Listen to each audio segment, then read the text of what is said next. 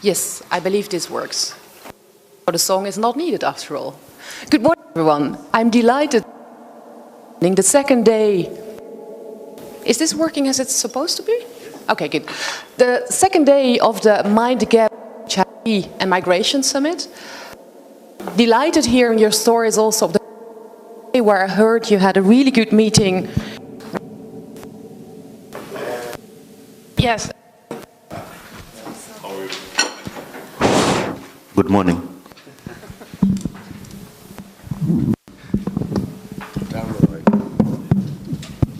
Good.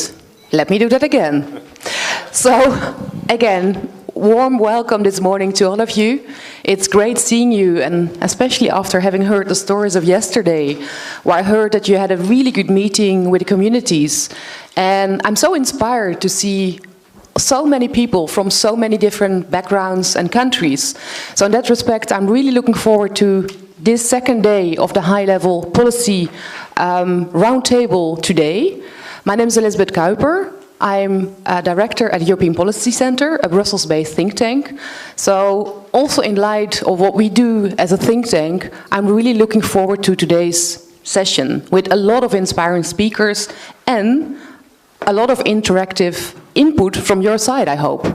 Because today's overall context isn't very positive, I'd say. We're in the midst of a really challenging multi-level and geopolitical context with a war going on in Europe, with a cost of living crisis, an energy crisis, a looming economic crisis.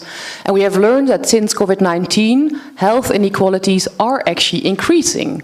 And especially for the topic that we're going to speak about today, that is not a positive message.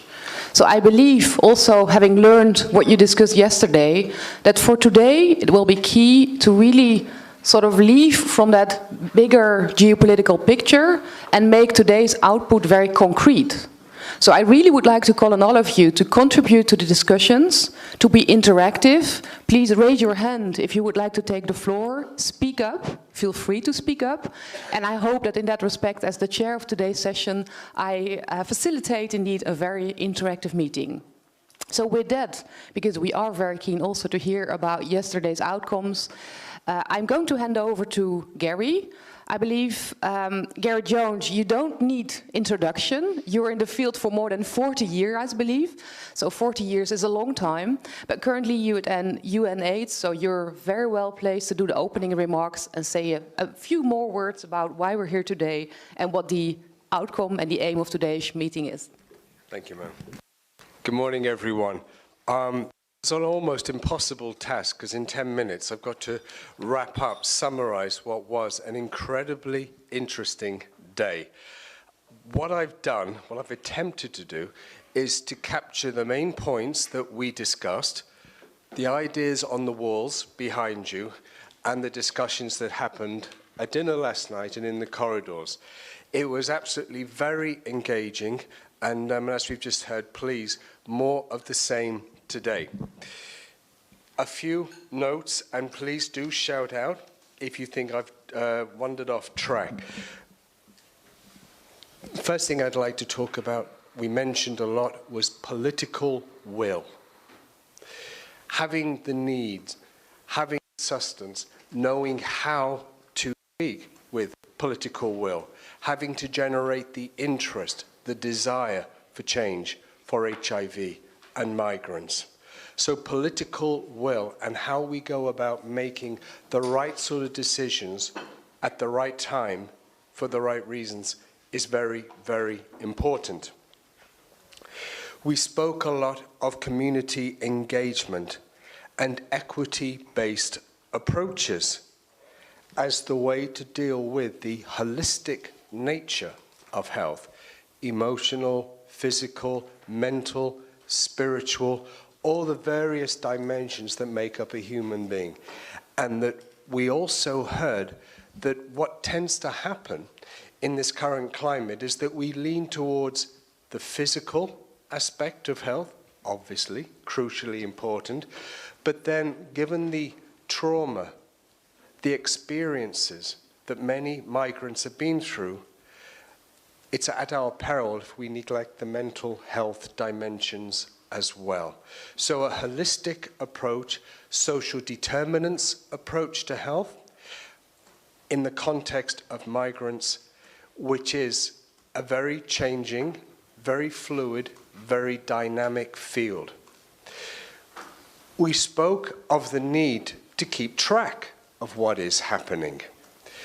We heard of the move in so many countries in Europe towards stricter rules, legislation against migrants. For good or for bad, the situation is changing. We need to know that we are on top of the facts. We know all too well that there are many gap areas that we can only assume.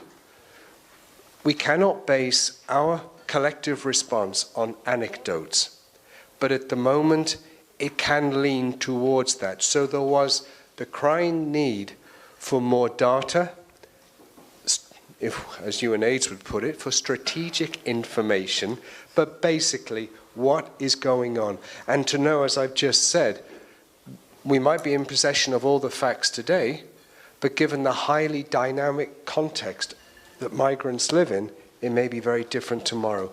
So we need to develop systems of data collection, so that it isn't a case of, okay, well, this time next year we'll have another round then of fact-finding. We are constantly on top of an evolving situation. Okay, we spoke of, if you will, different levels of what needs to be done in the context of a holistic approach to health. We spoke of the individual. We spoke of the environment. We spoke of structural components, all of which are absolutely key in trying to improve access to health. And we also continually reminded ourselves that we have to get real. And I'm quite sure myself, UNAIDS, were as guilty as the next person in thinking high of what the vision, the world. You know, we heard this aim for the stars and you'll end up in the clouds. That's still good enough. But it's a case of, yes, dream big, but get real. Ground it in reality. Turkey was one such example that we heard about, where, yes, good things are happening. And why are they happening?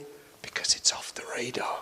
And no one's really speaking of it, and it's just sort of happening, which is good, but is that a systemic, sustainable approach?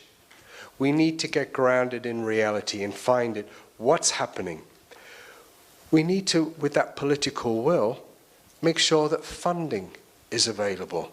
Time and again, yesterday, we heard that, yeah, like, this is great, just, you know, look around the walls, the things we were saying, every single thing, it needs a dollar and a cent at some stage. We can talk and we can talk, but to have that real tangible outcome, we need to have the funds. So where are we going to get those funds? Who should be responsible? Again, these are some of the questions that we're kind of like going to grapple with today, with us, again, and with our new colleagues at the table. We need to find out how and in which ways we can make this a reality. Now, just a few more specific contextual issues. We spoke of the need for finding the funds, finding the political will, but then in sustaining. What about fees for using services? Many migrants are forced to use the private sector because they find it too hard, it's too difficult to navigate. Maybe it's an issue of language, of cultural insensitivity. So they may be forced to go to the local pharmacy in a slum area, asking for advice, for example, or a nurse at a transit centre. Should they be paying for that, or should it be not? I think it's fair to say that the mood in the room yesterday was that no fees should be asked for. Again, that's fantastic, But when you're a community-based nurse and you actually also have to have a salary because you've got to pay your way, where are you going to get your money from?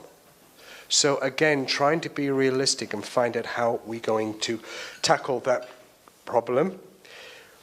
We also noticed an institutional bias against many migrant programs, policies. Speaking out loud, wonderful, but in terms of it seems to be entrenched, whether that's a sort of a national xenophobia against those from outside. I don't know, your guess is as good as mine, but there seems to be this institutional bias. It's entrenched, it goes deep. We have to find out how we can methodically deal with that situation. We need to find out how we can stop doing a siloed approach. Again, in our discussions, it was a bit, oh, I am a mental health specialist. Oh, I deal with migrants in Poland. Oh, I do psychosocial care in Greece. Oh, I do. Fine, we all have our areas of expertise, but we need to speak that horizontal coordination, that horizontal collaboration, so we can really generate that information that we need. And although we said every situation is unique, every migrant is unique, every migrant has their own story to tell, there are commonalities. And we've got to see those synergies and to work on those synergies to strengthen them. Just a few more points. Community. The absolute importance of a community-based response. We know, what little we do know, that in many situations, migrant communities themselves fall upon themselves for healthcare, for social protection, and that they need themselves to work within their own structures. We questioned, well, actually, what is a community? We heard some examples in our discussions that actually when we speak of communities, we quite often talk of the 3 richest men in the village or in the particular group. How can we promote an inclusiveness when we speak of communities? Communities, it's a moral word, it's a wonderful word, but how can we make it so that all voices are heard? The key populations are heard. We heard some very good examples from sex work, for example, of compounding vulnerabilities, of stigma and discrimination. How are we going to address that? And we sort of said, okay, it's intersections, layers of vulnerability. We presumed the example of being gay, being trans, being a sex worker, not knowing the language, coming from outside, not having a dress, on and on and on, and you now talk the language of inequalities. Where do you even start in that scenario? So again, we said, well, it kind of has to start within the communities themselves, but how? Today, we need to dig deep into that particular question. Okay. Advocacy. We all keep saying it, and if you've ever read a UNAIDS document, every other word, if it's not strategic information, it's advocacy. So we all know about it. But what do we mean? Advocacy. It's based on scientific, triangulated fact. We need to know what is happening, so we can then create a message strategy. And we heard some great examples being carried out by community activists in different countries in the region in showing how we can advocate to engender that political will. And very lastly, it was to be careful on our own language that we're using. When we say, oh, migrants, that's right, when we absolutely realize there's 1,000 different classification types of migrant, we must be sensitive to this fact. When we speak of key populations, it's so broad, it's almost meaningless. What do we need when we actually say it? So let's be very careful in the lexicon, let's be very careful in the language that we need. That will feed into our advocacy, that will feed into the outcomes. In a nutshell, That was my summary, and I hope I've kind of done some justice to it of yesterday. Thank you.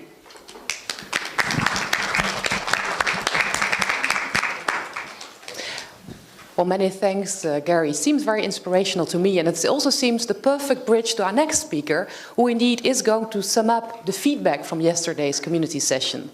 So, Jacqueline, I'm looking at you, Jacqueline Inala. It's very hard as well to introduce you because you have such a diverse background and you have such a lot of experience as a human rights lawyer, a lecturer, a board member, an international speaker on equity, diversity, and inclusion. And we are really happy to have you here. And I'm also myself personally very much looking forward to what you have to say in summarizing the main discussion points from yesterday's conversation. The floor is yours, please. Good morning, all. Elizabeth, thank you for that very generous introduction. I think, Gary, you've done a really good job of summing up. So if I repeat any of that, I'm simply adding color to our discussions yesterday. In the interest of time, I'm going to go straight into it, but just to thank everybody yesterday for really meaningful, impactful engagement. So I think overall, the message that was shared is that ending poverty is key in seeking equity for migrants in accessing healthcare. We seem to be focusing a lot on the symptoms and not the cause.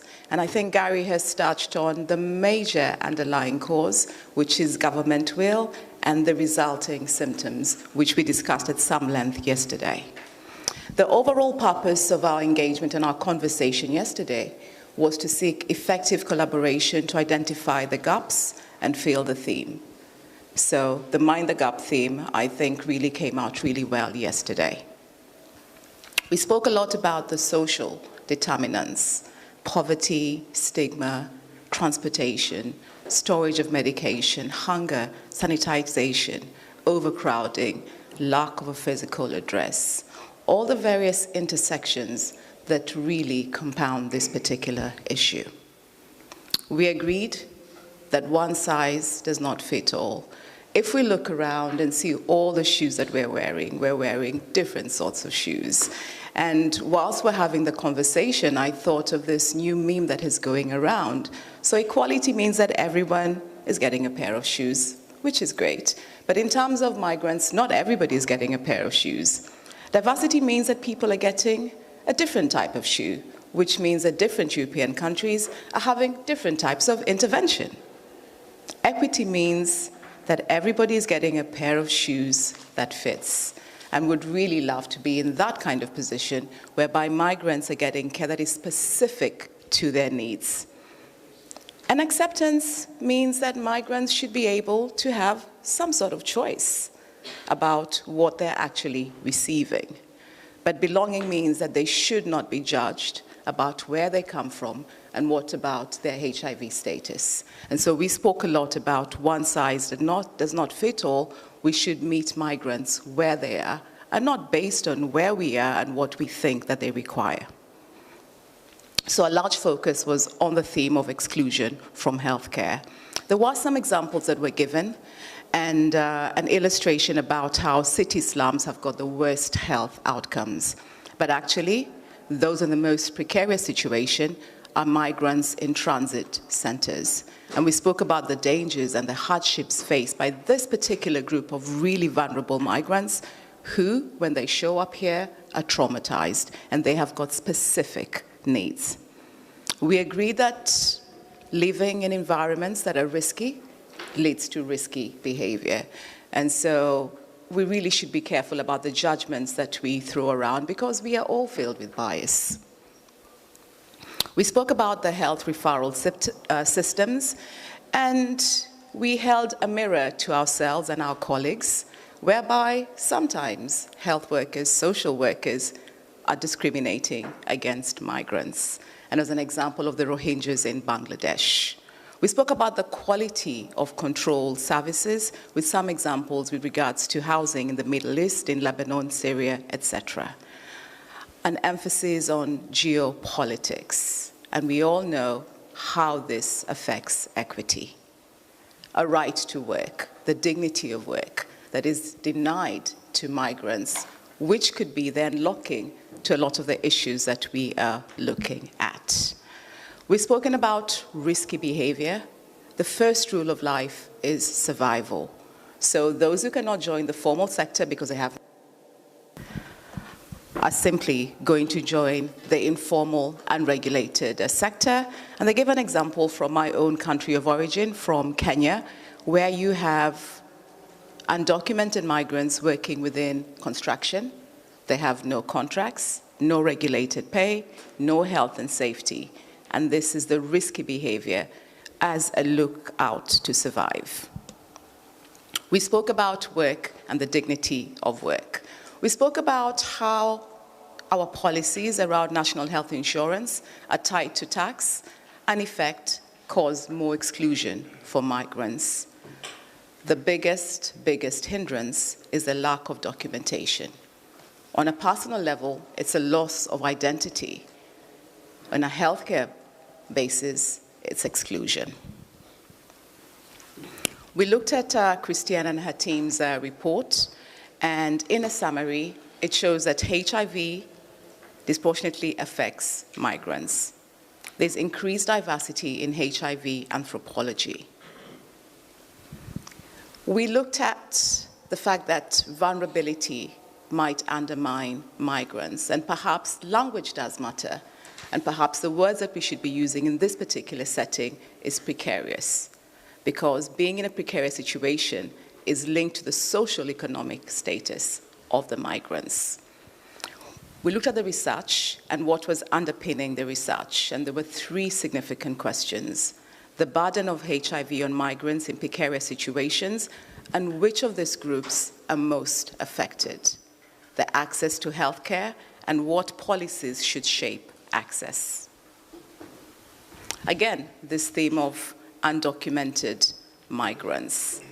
And who are the most precarious from those who were surveyed in this particular research? Those who are undocumented, those who are taking injectable drugs, those who were sex workers, and men who were having sex with other men.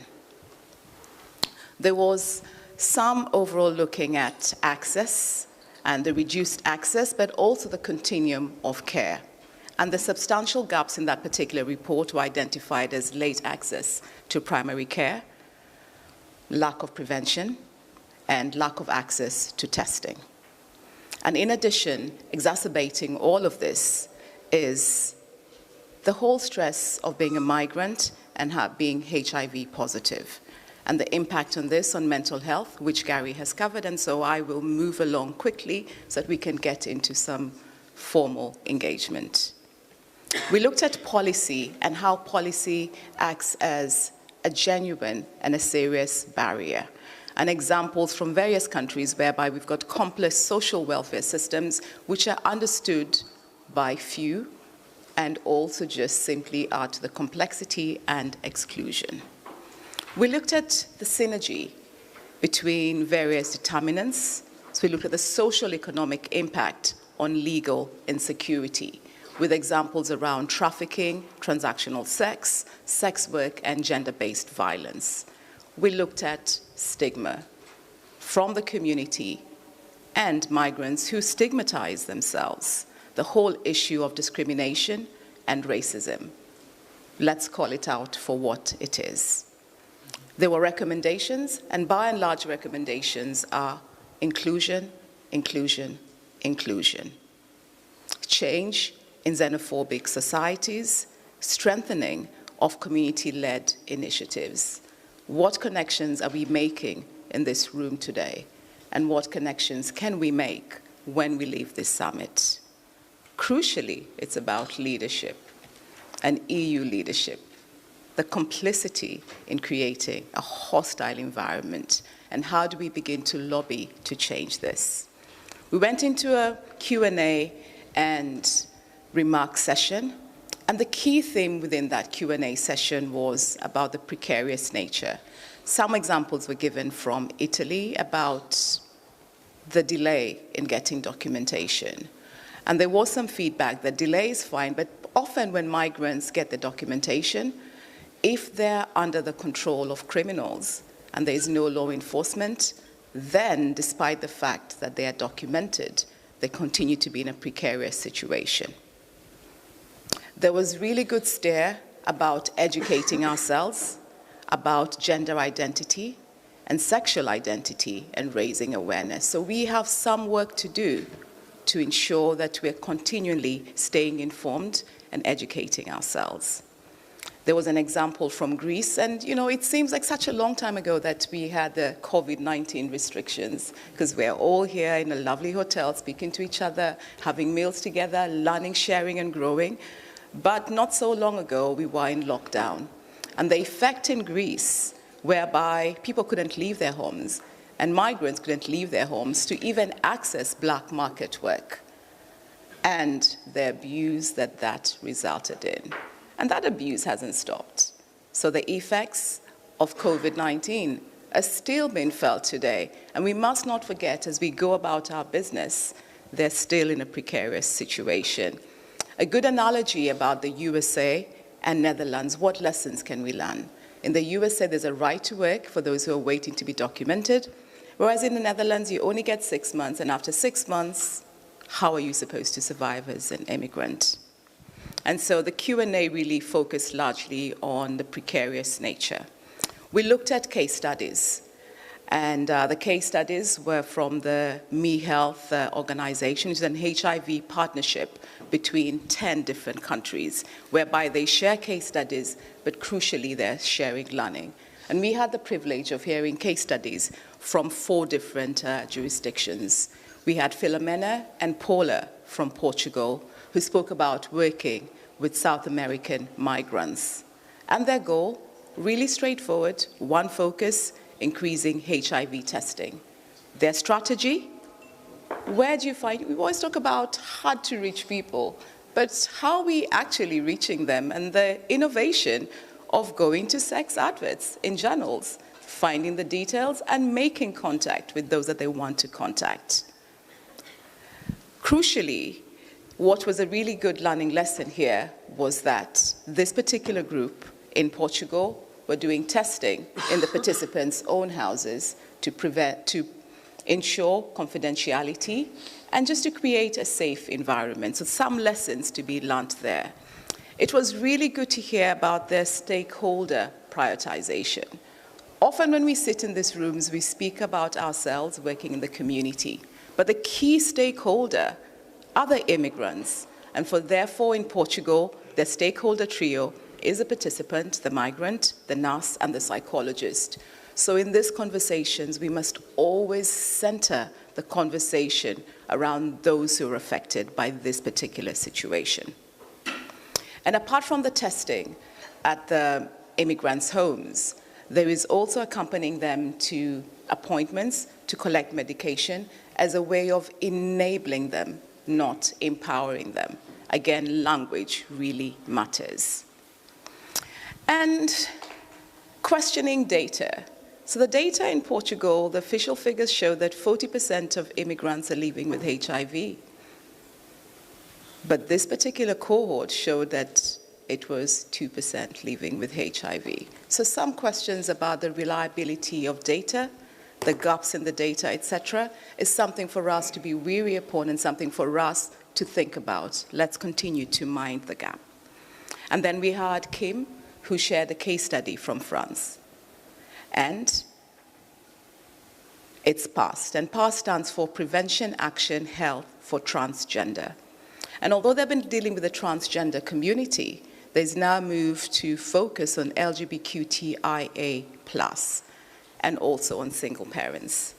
The services provided is a holistic approach, providing reception services, domiciliation, which is provision of an address. Without an address, you can't get access to services. So really practical but impactful intervention. Prevention through distribution of condoms, PrEP, assistance with access to get health cards, support for those who are most vulnerable, those who are in prison. And they have added vulnerability. Social administrative services, food and sanitary packages. So a holistic approach from our partners in France. And then we had Belgium, and Belgium has been a fantastic host to us, and actually our host is right here.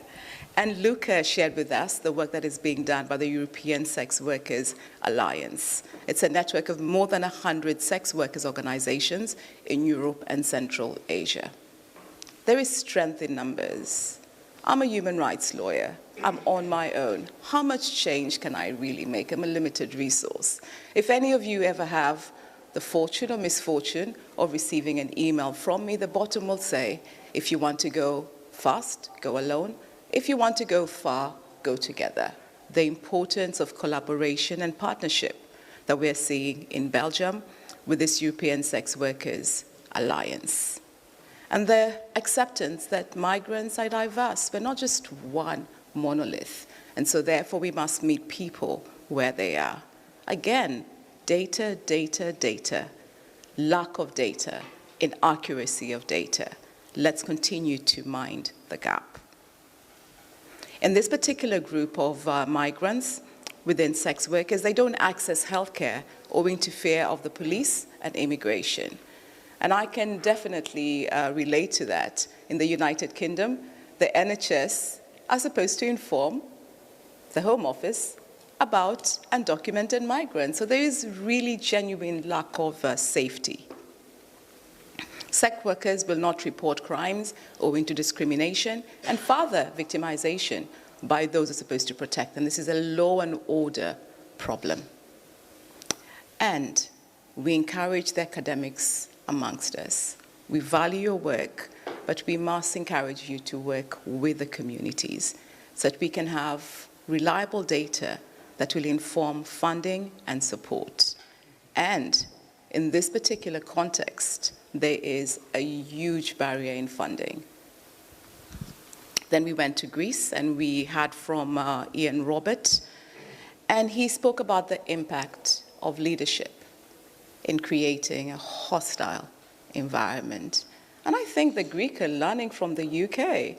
A lot of the restrictions that are putting there is really negative role modeling.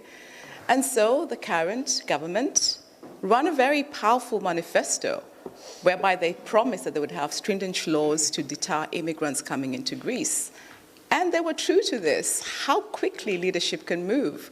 Within 1 month, they had changed the law. So if you applied for asylum, you would be rewarded by 25 days in detention. Who is going to go for that? Prior, we had universal access to healthcare. Now we have limited access, and once it expires, then you're left high and dry. There was a right to work. There is no longer a right to work. You get a stipend of 250 euros every month. It is not enough to live on. In addition to that, to be able to become a citizen, you must speak Greek before you qualify for documentation. Exclusion, exclusion, exclusion. We would like to see some Greek people speaking in Kiswahili. Let's see how that goes. There was also revoked humanitarian protection for those who have got HIV. Actually, I was quite surprised that people are still getting humanitarian protection if they have HIV. I'm a human rights lawyer. The last successful case that I had was perhaps in 2003. There is great disparity. And so whilst the UK is seen as a great safe haven, I think the data might show you different. So data, data, data. And Ian didn't just speak about the obstacles illustrating the hostile environment against immigrants. He offered some suggestion. So, and some of those suggestions were largely around documentation, awareness, prevention campaigns, and a reminder to our leaders that we do have the SDGs. And really this hostile environment means that they will not be able to achieve SDGs. We went into a Q&A session, and again, focus on racism being pivotal in exclusion. Gender and sex biases are also other limitations. A question was asked about, try and see if I can summarize it. How do we leverage relationships with government and agencies to make change? That question was not answered, because it does seem that government is the largest obstacle. And so perhaps today we'll take a moment to see how can we work with this hostile environment to lobby to create change. Then we went into focus groups in the afternoon, and we were in 3 different groups. And we looked at access to healthcare services, enabling our policy environment, strengthening community involvement and resilience, providing holistic services and data for change. Overall, the agreement from the various focus groups that we need to focus on the underlying issue. And those underlying issues are lack of immigration status, poverty, and inequity, including discrimination and racism. And we the symptoms, while we might, there has to be some work at looking at what is underpinning all of these symptoms. So in terms of suggestions from various groups, access to healthcare, there should be universal access to healthcare for all, and there should be a unified approach throughout Europe. There should be training around cultural competency, and there should be compulsory training. There should also be training to tackle xenophobia, racism, and to really push for diversity.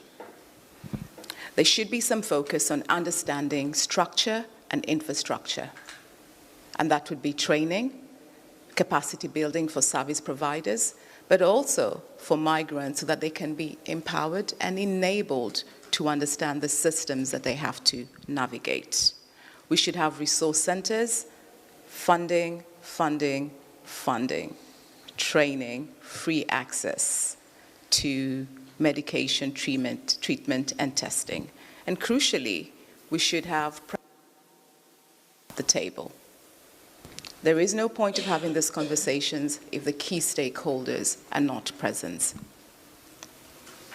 Going further, look at enabling policy environment, encouraging diversity, organized collective, that is organized community work, lobbying of policy makers, seeking policy making roles. How many of you are going to apply for policy roles? How many of you are going to support migrants to apply for policy roles? If you're not at the table, you are on the menu. Data protection laws. We need to change the narrative of looking at migration as a problem. Migration is a solution. We have a tremendous labor shortage in this country. If we began to look at migrants from a business case in terms of the skills, values, and expertise that they bring to our countries here in Europe, then that is some of the unlocking. So we need to be able to reframe the narrative from a problem to a solution. And part of this is expedition, efficiency in terms of validating migrants' qualifications. I'm just going through my list so that I don't repeat. In terms of community engagement, strengthening community involvement and resilience, again, focus on primary stakeholders, involving migrants in decision-making, mitigating stigma, meeting the community where they are, and this might mean engaging faith leaders. So who's got access, work with them. There is no point of me of trying to get access in Greece. I'm not in Greece. I should be speaking to Ian. So often this is about partnership, working, reaching out. Jacqueline, if I may, I think you had a very rich session yesterday, so probably indeed we could really extend this more, but perhaps at some point could we... I'm coming to an end.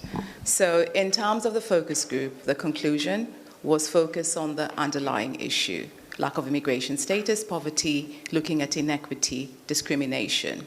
Focus on the issue and not just the symptoms. Reframing the narrative so we can have value on all migrants, the business case. We should look to enable and not empower. We must dignify immigrants. And we must focus on those who are in the most precarious situation, and therefore data is really important in dealing with this. So thank you very much for your useful contributions. And I think we're now up to date with all that happened yesterday, and I'm sure we're going to have really meaningful discussion. Thank you for listening to me.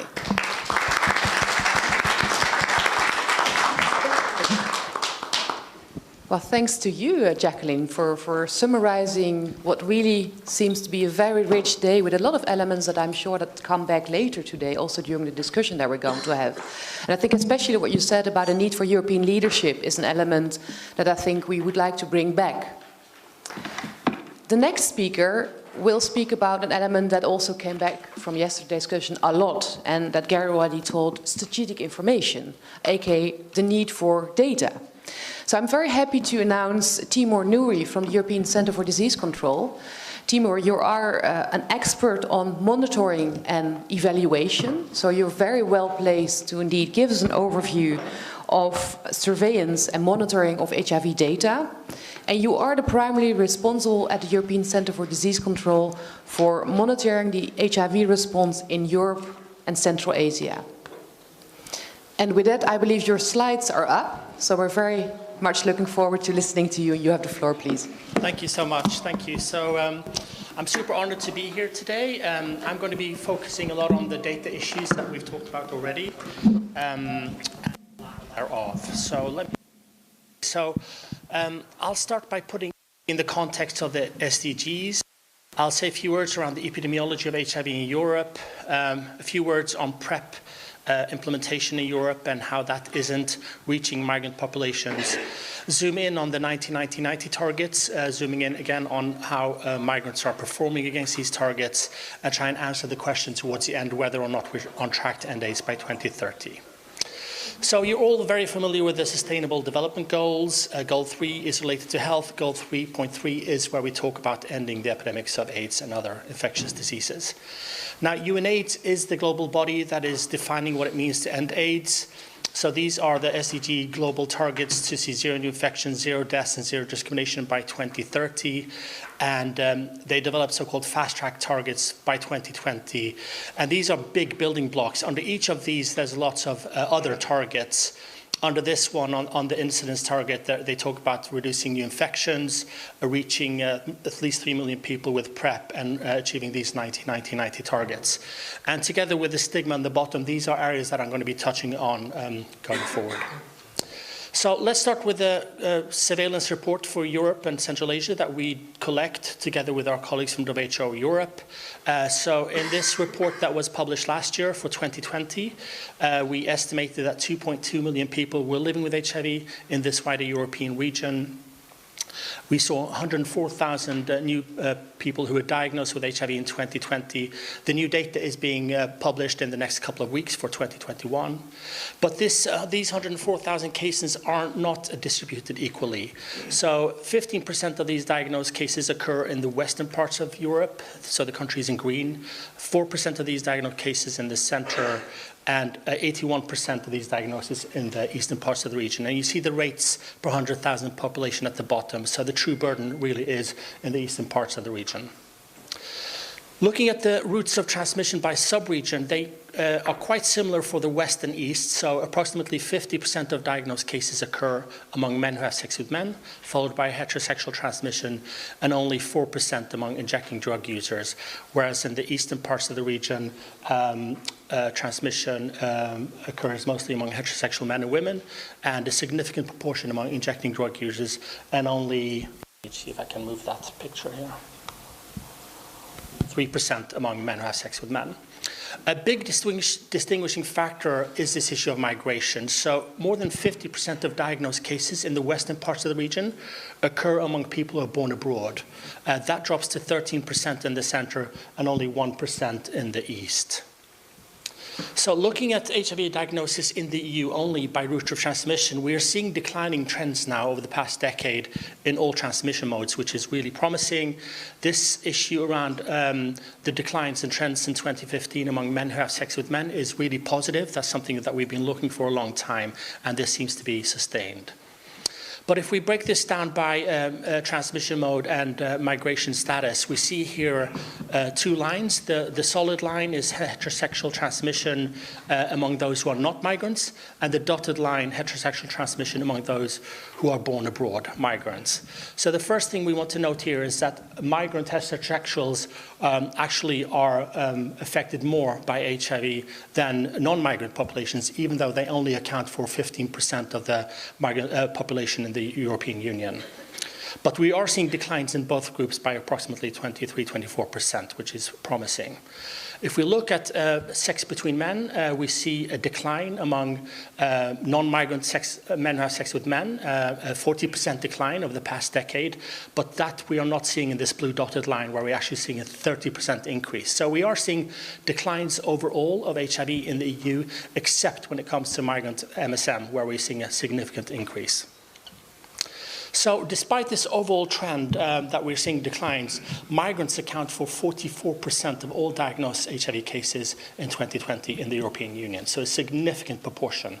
So if we want to see elimination in our region, we must target our interventions to migrant populations.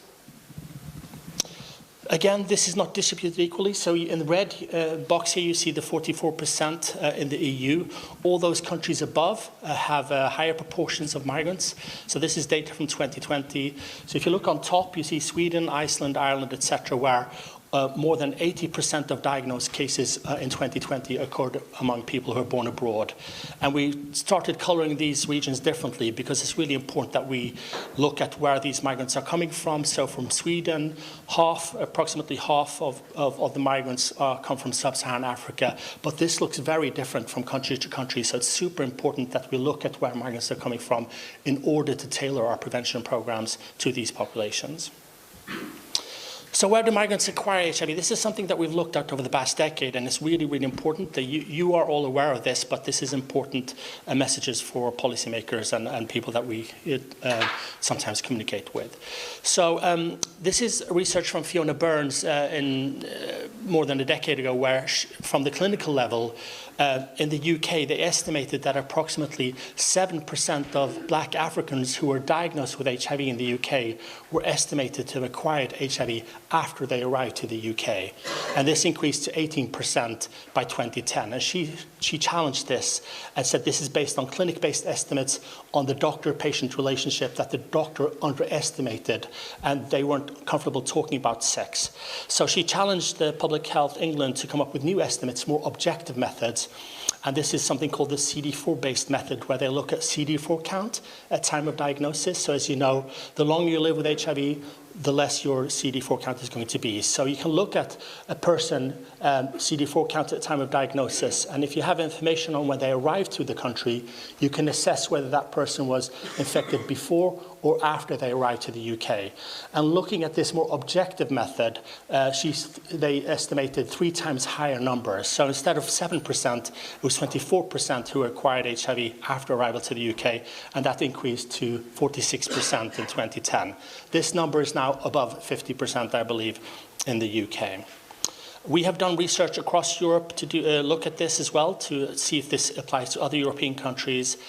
Julia Delamo and Fiona Burns led an AMAZE project looking at 9 European countries, where they estimated that 63% of migrants who were diagnosed with HIV in these 9 countries acquired HIV after arrival to these 9 countries. So after arrival to these 9 countries. And those who were particularly vulnerable were other European migrants, migrants from Latin America and Caribbean, as well as men who have sex with men and people who inject drugs seem to be particularly vulnerable.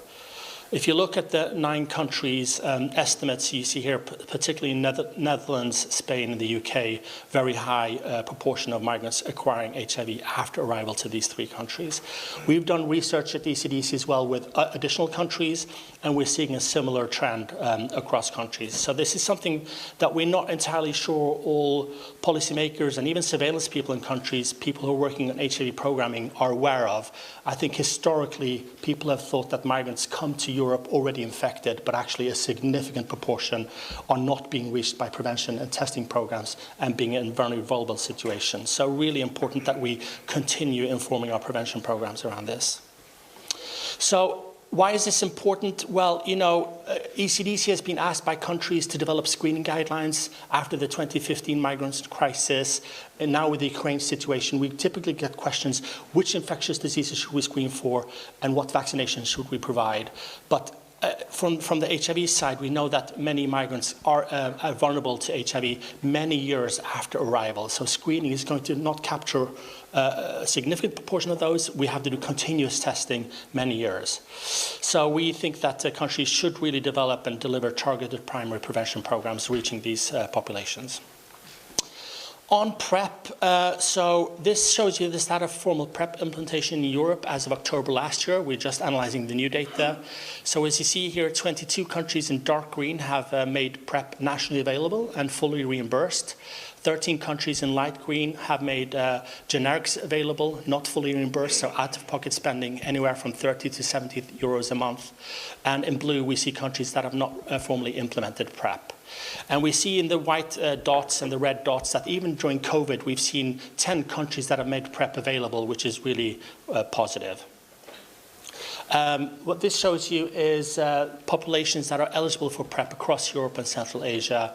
And you see here, out of the 30 countries that responded, the vast majority make it available, eligible for men who have sex with men, transgender people, etc.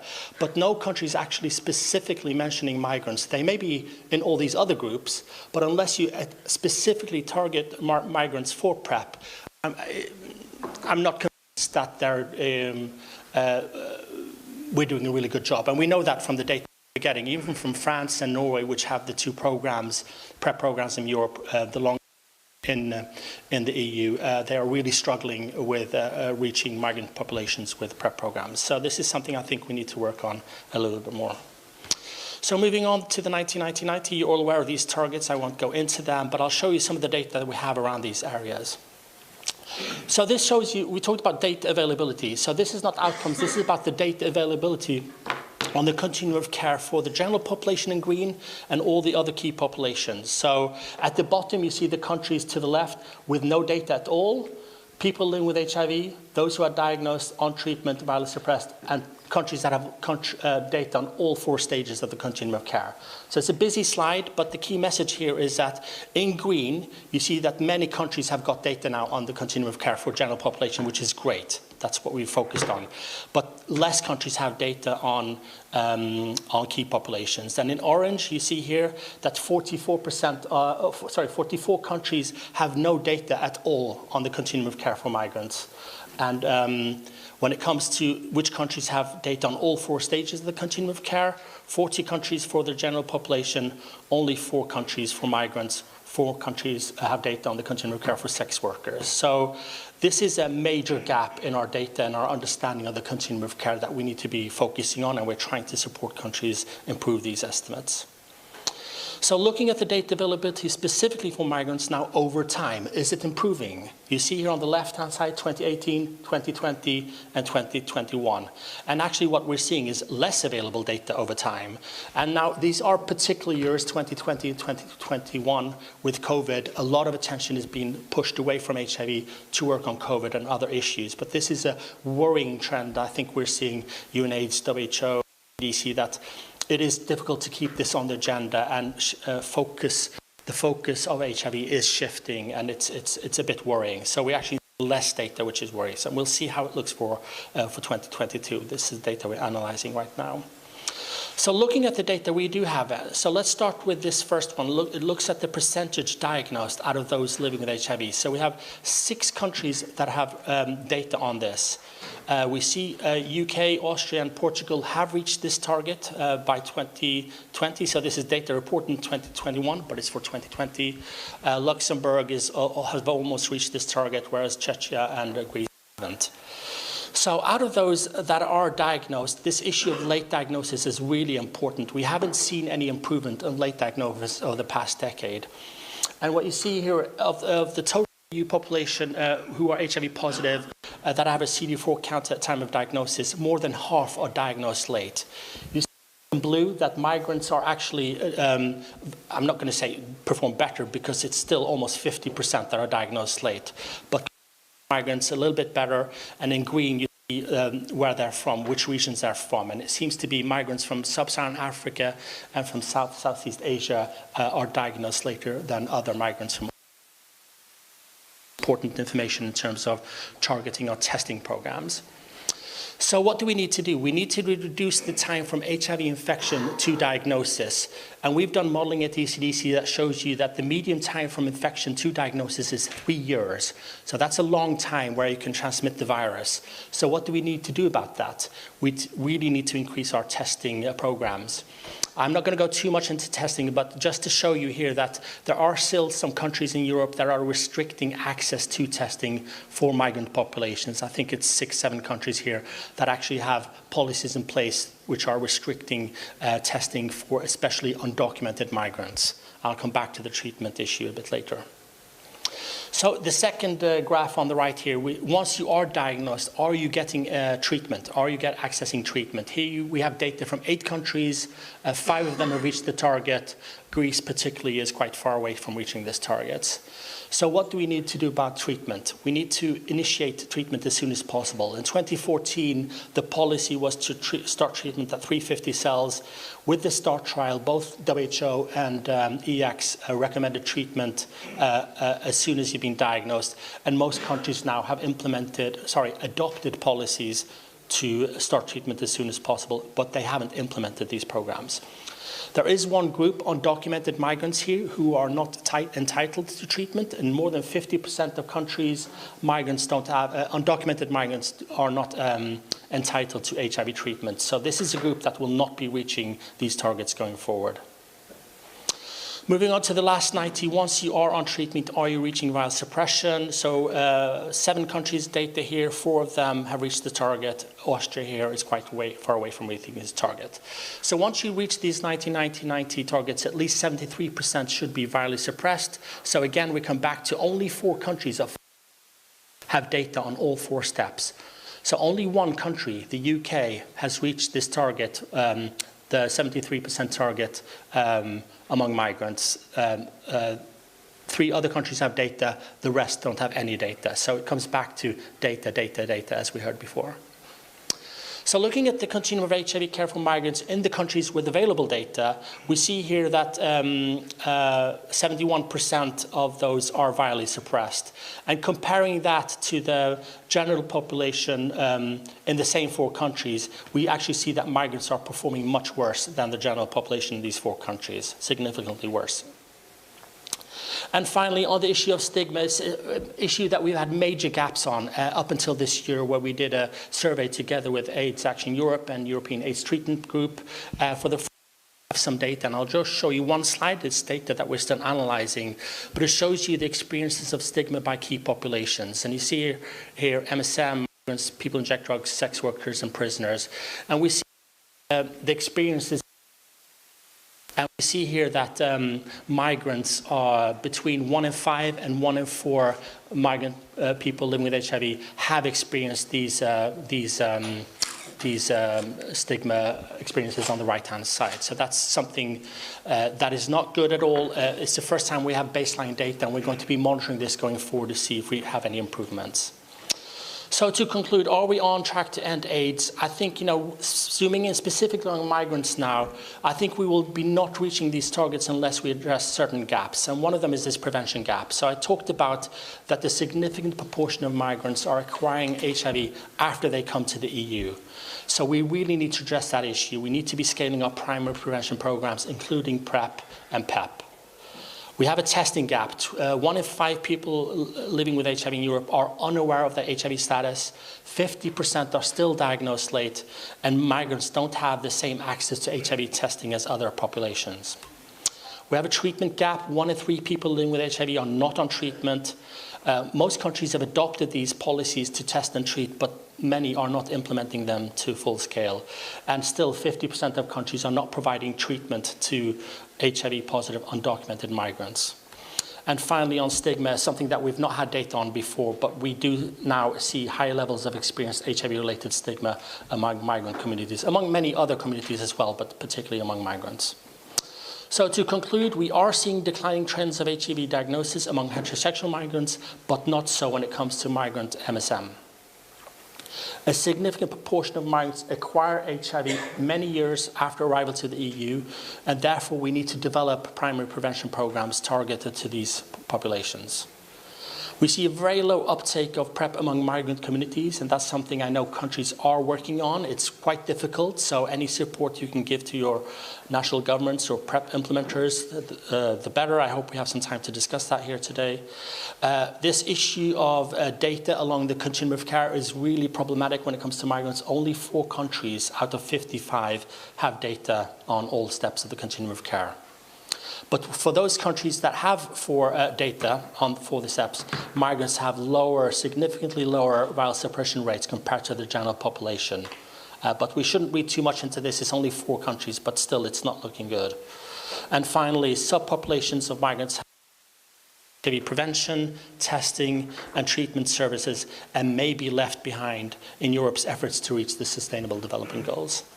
So great data we get from many countries across Europe and Central Asia. Too many to acknowledge by name, but and also some colleagues from ECDC, WHO, UNAIDS, and some consultants we're working on. So thank you very much for your attention.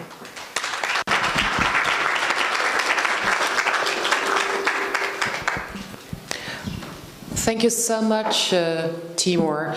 As you say, data is key for awareness and understanding issues. So in that respect, we're very happy to have you at the start of this day to really also dig deeper into some of the underlying root causes that you mentioned. Given the fact that we're keenly aware of your need for a coffee break at some point, we made some changes to the program. So we have asked our colleagues Gonzalo and Luciano to go to the second part of this morning session. And I believe everything is now set up for our speaker from UNAIDS. Because we have Victor Bampu with us. He is head of UNAIDS Global Fund.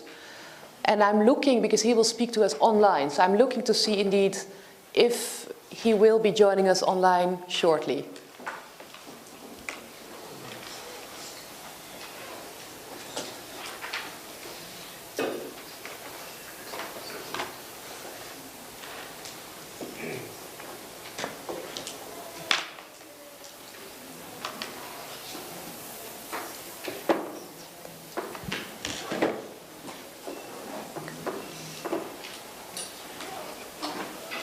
Well, Dennis, I'm looking at you. I believe we're trying to get Dr. Victor Bampu online.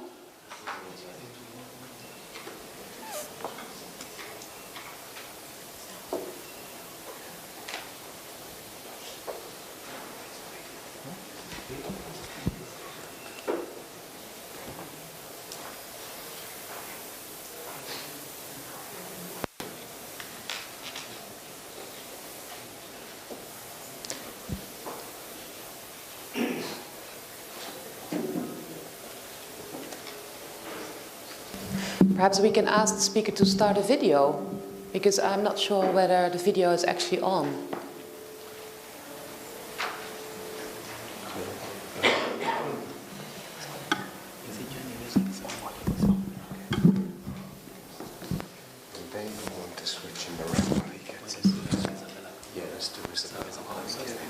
Good. While we're solving some of the technical issues to get actually a face to our next speaker, I'm just looking at Isabel. Would you mind, while we're... I think the speaker's getting in. Dr. Victor Bampu, are you hearing us? Are you trying to get in? Doctor, can you speak? Yes, the sound's gone off. So the sound's gone off again. IT issues. Can you believe it? After 2.5 years of working from home, we still have IT issues. But it's also great that we have some people to solve them. So I believe and I'm confident that we will see our next speaker shortly. Yes, that is great. So Isabel, bear with us. We're still having you at a part in the program you were foreseen. Dr. Victor Bampu, we're very honored to have you with us. Also, many thanks for your availability rather last minute due to some changes. You are the head of the UNAIDS Global Fund, and we're very keen to hear what you have to say, and especially if perhaps we can get you up a little bigger so that we actually can see you. I think that would be most convenient. Yes. Please, Doctor, can you speak? Can I just ask you, Dr. Victor Bampu, do you hear us?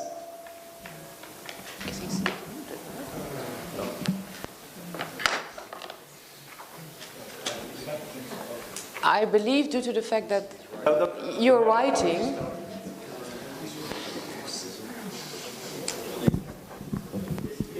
Can you speak, please? Yes, can you hear me? Yes, great. We can now hear you. Thank you so much, Dr. Bampu, to be with us this morning. I was welcoming you, but I'm not sure whether you actually could hear us. So let me do that again. Again, we're very honored to have you with us, especially given the rather late notice, because you're replacing one of the speakers we had. But you are from UNAIDS, the head of the UNAIDS Global Fund. And again, we're very honored to have you with us. So I hope that you can see and hear us well, and I would be very keen to give you the floor. I can't hear.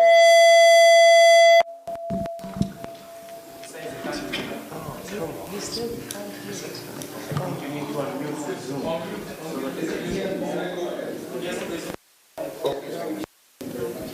My name is Dr. Bampu. As you can see, I'm not Eamon. I have been asked to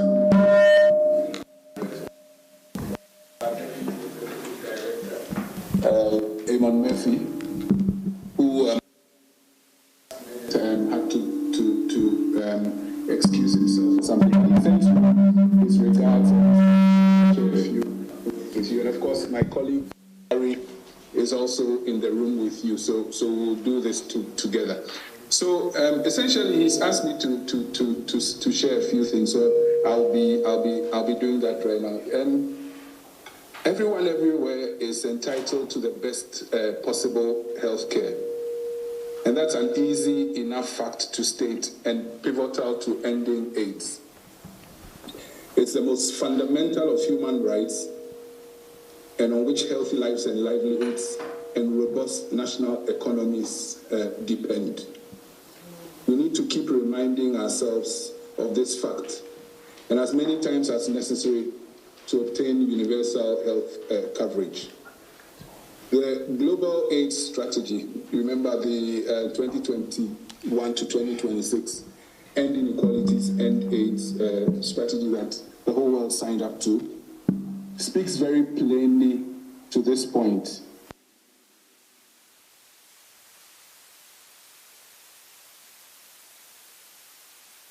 By you, danger. That if we do not act now, we may well see a resurgence of the epidemic and affecting those most at risk, including migrant populations. You know better than I do that migration is complex and we need to be careful in our use of terminology and to identify exactly population cohorts at a heightened risk of falling outside of healthcare. Of particular concern to UNAIDS is forced migration, increasing globally, with Europe often the destination for those displaced.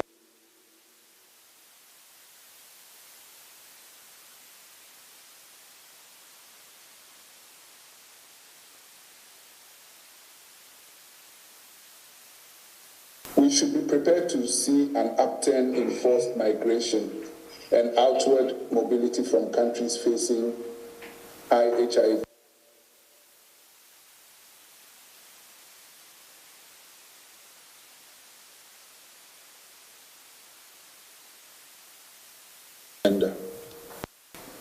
I'll go back to the Global AIDS strategy that demonstrates how to realize and sustain rights for all, inclusive of refugees, asylum seekers, internally displaced people, and migrants. Now, you will recall that the Global AIDS Strategy actually works with an inequalities framework and puts people at the center. And with the year of 2030 fast approaching, you remember that that is the benchmark year for ending AIDS. We need to undertake proactive action for migrants, including here in Europe. We've heard much of the need for rights-based legislation inclusive of migrants, and UNAIDS supports this wholeheartedly. UNAIDS supports this position wholeheartedly. Already in many countries in Europe, laws exist which promote inclusivity and accommodate everyone living or in transit within national borders. For example, as shared in the recent Fast Track Cities conference, the practice in Andalusia in Spain, in which migrants enjoy same rights as everyone else, given a health card, and in which providing an address is not required, oftentimes this is a sticking point for the homeless migrant constantly on the move.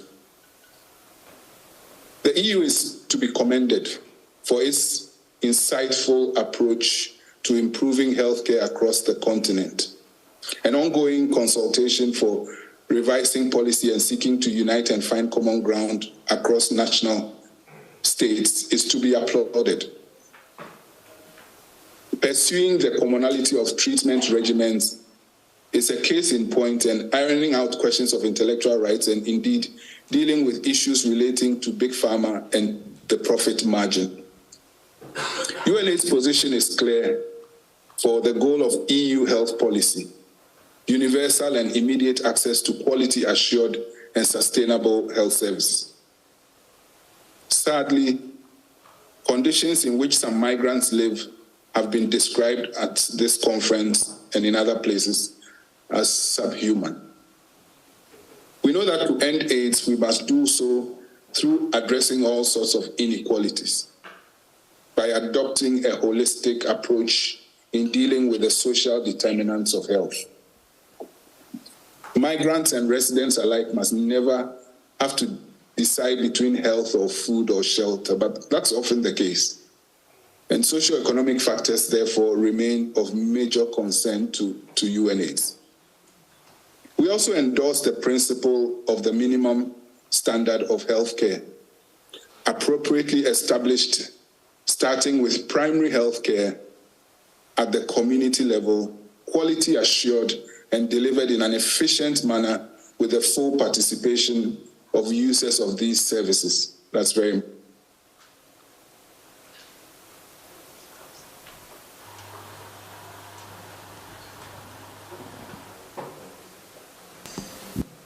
Get the heater around, please. EU regulation, so. Yeah. Right.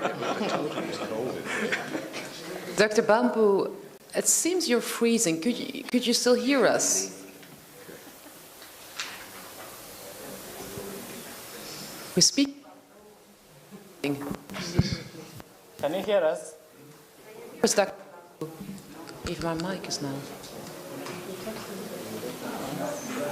Is what? We're halfway through. Okay. Can you hear us? Dr. Bambu, can you hear us?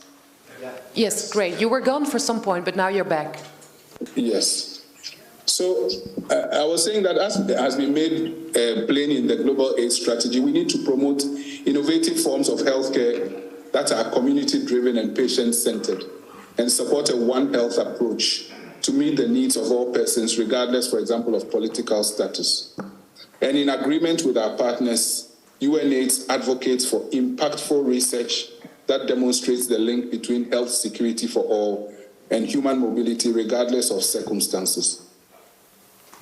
UNAIDS also actively participates and, where necessary, leads in generating strategic information on improving community health resilience, be they host or migrant above all. There is much to do, but together we can.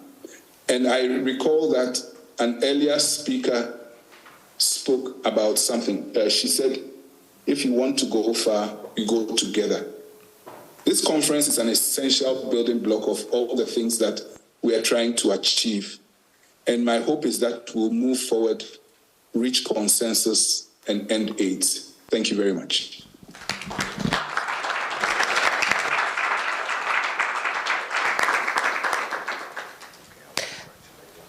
Thank you very much, Dr. Victor Bambu. It was a pleasure and an honor to have you with us, and especially given your availability at such short notice to replace Dr. Murphy. And I think also Dr. Bampu provided a really good bridge to our next speaker, because you spoke about a One Health approach, and especially at the European level, that is a policy that indeed the European Commission has been leading now for quite some time already. The importance to link planetary well-being to human health, animal health. And in that respect, it is very good to have Isabel de la Mata with us this morning. You are Principal Advisor for Health at DG Santé. And again, given the recent changes in DG Santé, I think you are very well placed to be with us today and shed light indeed on the step taken in national policies and what the European approach has been so far. The floor is yours, Isabel. Yeah.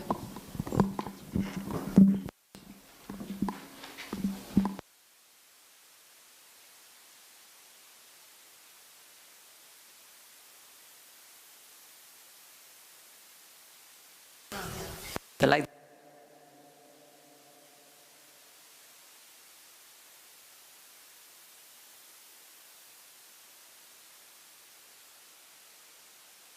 okay. Switch. Yeah, better. Okay. So the key challenges, such the access to testing and treatment, the stigma, fundamental rights, are a global problem. And reaching the Sustainable Development Goals is an appropriate framework. The Commission supports the European Union member states in this endeavour, and also works with countries outside the European Union. That is also one of our policies.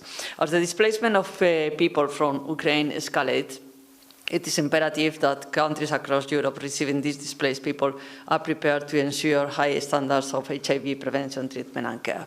So we are aware that we are talking not only about the people displaced from Ukraine, but also about migrants and refugees in general. But in the last time, the main worries and the main burden of the migrants arriving to the European Union have been the people displaced from Ukraine. So we have been paying special attention and providing the access to healthcare to those people that are increasing as we speak, that the ones that have received the temporary protection directive at this moment are around 4 million people, and 4 million people in since the end of February, so a lot that we are trying to take care of. So the Commission has followed how the implementation of the Temporary Protection Directive that was approved many years ago in 2001, but was a resolution by the Council, was passed in March, providing the access to healthcare in specific conditions, but quite quickly for the people displaced from Ukraine. And all the member states have receive the entitlement to access to healthcare and broader range of services that what the directive said. The directive said that they have the access to emergency care and the necessary care for chronic diseases, but all the member states have provided more than that, and including in many countries service tailored to support the specific needs for HIV/AIDS and co-infection. So in the Health Security Committee, we have facilitated the discussion with the European Union member states and the effort to access to high-quality services and in line with the ECDC guidance on migrant screening and vaccination, as well as on infectious disease vulnerabilities of those fleeing from Ukraine. And also the ECDC work on the European Union HIV standards of care is also very pertinent. We had EU-funded the projects to support the modernization and development of a sustainable public health system in Ukraine, and we have created a website for Ukrainians living with HIV, viral hepatitis, tuberculosis, or in need of opioid therapies, and provide the rule of access to care and the treatment options. We have also established a dedicated network on the European Union Health Policy Platform on supporting Ukraine, EU neighbouring member states and Moldova.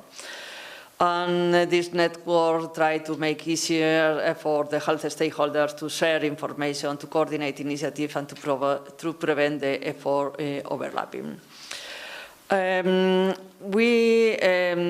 would like also to point that the thematic networks 2022 include a network on ensuring continuity of care and quality of life for all people living with HIV/AIDS, viral hepatitis, tuberculosis, and sexually transmitted infections, and has included an adaptive response for all displaced patients. And also, there is a network on anti-discrimination and health equity.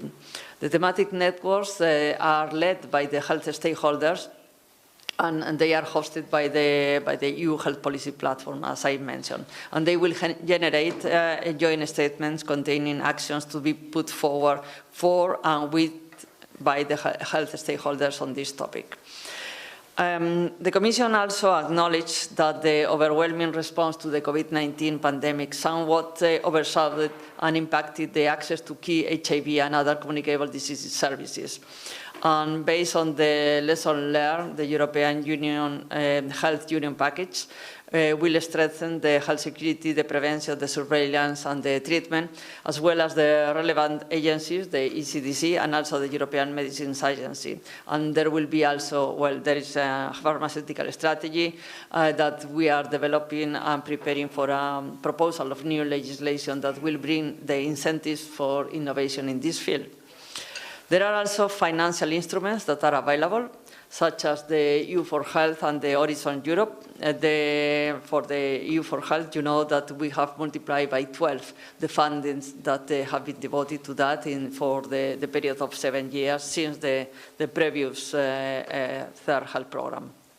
So, and those funds, the EU for Health, the Horizon Europe, could be used to support the strengthening of health system and community response as regards HIV/AIDS, tuberculosis, viral hepatitis, and STI, as well as also effective vaccines, better clinical management options, and the uptake in clinical practice and health systems. We must find effective ways to connect to the key population in order to talk about their health problems and find solutions. And the community services ensure a crucial link to health and well-being of these patients. The Commission is investing over 7.5 million euros under the EU for Health programme on 5 community-based projects that will work to help people who are disproportionately affected by HIV/AIDS, viral hepatitis and tuberculosis to easily access quality services, as well as 3 operating grants that are supporting community organizations working in response to these diseases. For example, just to mention the project Reach Out, with a total budget of 1.3 million euros that will work for 3 years to design and implement an integrated intervention aiming to improve global health outcomes for migrants and disadvantaged local population groups through prevention, early detection and access to care for HIV, viral hepatitis, tuberculosis and STI in 3 European Union countries. Also, the Commission recognized the tangible added value of sharing and scaling good practices for effective intervention, and we are focusing mainly on promoting and speeding up the practical implementation of the action. And we have identified several best practices that the EU member states are working on through the steering group on health promotion, disease prevention and management of non-communicable diseases. The Team Europe is also a responsible global player, and already the European Commission is supporting people that are displaced. We are trying to coordinate the common response. And beyond the crisis, the acute crisis intervention, we have been working on sustainable initiatives to help the world get back on track in the fight against these deadly diseases and strengthen the health systems to better respond to future pandemics and other illnesses. We have been a strong supporter of the Global Fund since it was set up in 2002, and the President Ursula von der Leyen announced a new record 715 million euros from the EU budget to the Global Fund for 2023-2025. And at the fund's replenishment conference. Together with the pledge from EU member states, the Team Europe confirms the strong commitment to the Global Fund with a total contribution of more than 4 billion euros for the period 23-25. And the EU commitment to better health for all will be further demonstrated in the upcoming EU Global Health Strategy that is part of the Global Gateway, which will be launched later, but before the end of the year, in principle. So let me to reassure you that the European Commission has been supporting the Member States and the citizens in fighting the HIV/AIDS epidemic. We'll continue to do so until HIV/AIDS will not longer be a threat to public health, and that we are supporting the whole of the population, not just the residents, not just the citizens, but everybody that is inside the borders of the European Union and also outside the borders of the European Union. Thank you very much.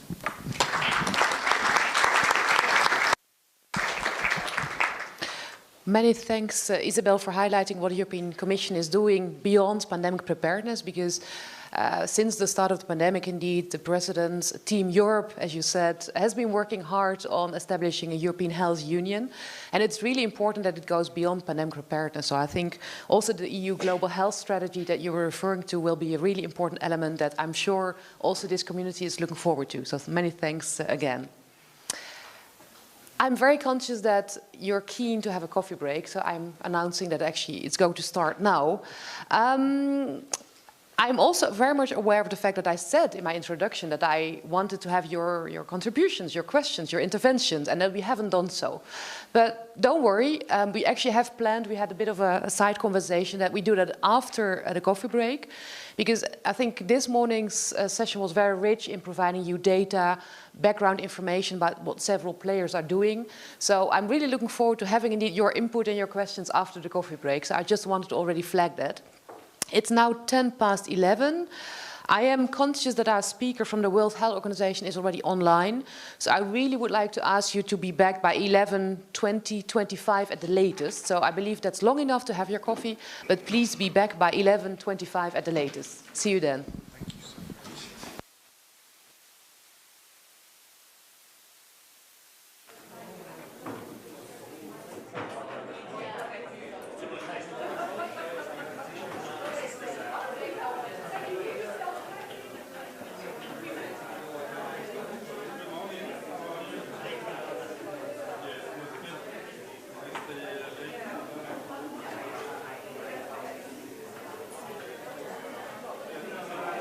Very, very stressful for you, huh? No, usually. I have 8 years.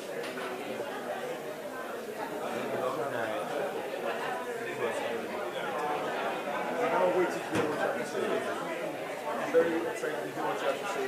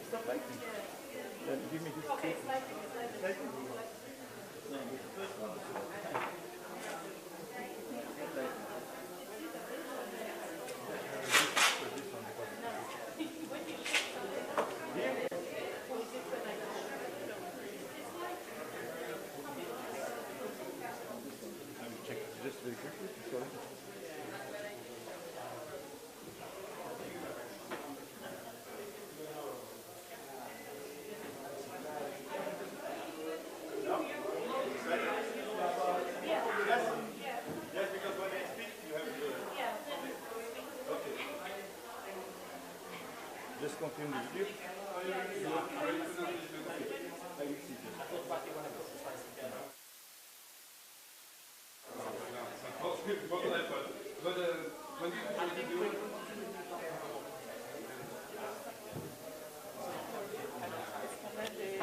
Thank you.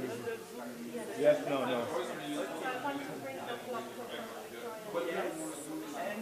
We begin with the Zoom session. Est-ce qu'il n'y a pas une sortie qu'on peut mettre directement du PC? Il n'y a pas de souci, c'est un câble. Regarde les entrées qu'il a. C'est les d'avant.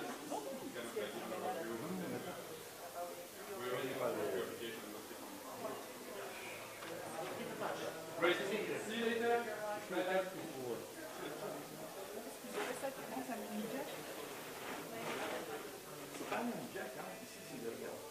Oui, c'est des grands. Vers le mini jack, comme à la radio. C'est pas les mini, c'est grand. C'est les jack. Mais il faut un jack, mini jack. Oui, il n'y a pas peut-être. Même si j'aurais eu peut-être un mini jack XLR ou un truc comme ça. Mais pas, ça c'est jack, c'est pas assez commun. C'est pas les mêmes choses. Même les connectiques, c'est pas les mêmes choses. On va remettre le micro. Elle va se mettre là. Non, c'est l'autre. Et ça, c'est son jour, il y en a encore une autre. Je ne sais pas. Tu sais, normalement, tous les speakers sont en face. Je ne sais pas comment. On n'a pas. Tu vois tous les speakers. Normalement, ça aurait été bien qu'ils soient en face, tu vois. Oh, je crois qu'ils se sont mis. Oui, mais après, nous, techniquement, le deuxième, je vais juste toucher un câble. Numéro 2 là-bas. Tu vas voir au numéro 2, il va y avoir des paliers qui vont regarde quand c'est à déjà. Non, dans le moniteur.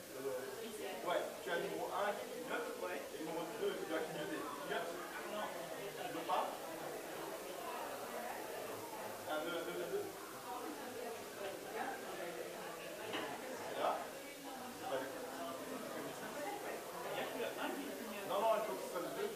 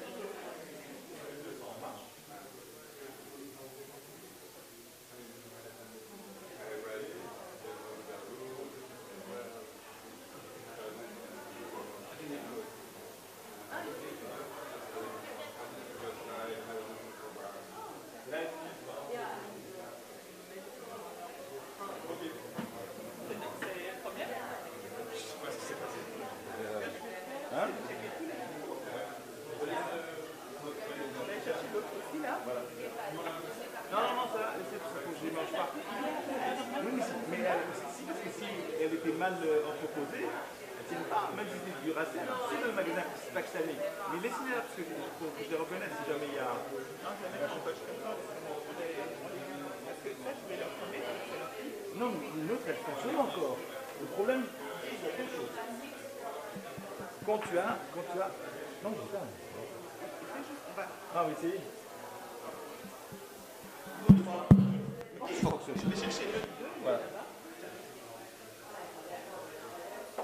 Je peux le faire de là-bas. Hein. Alors le 1, il doit être chez elle.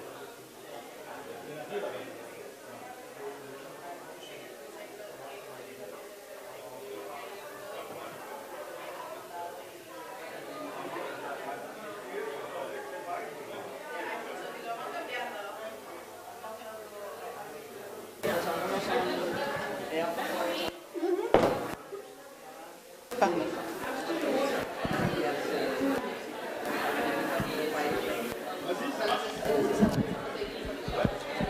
Un, deux, un, deux.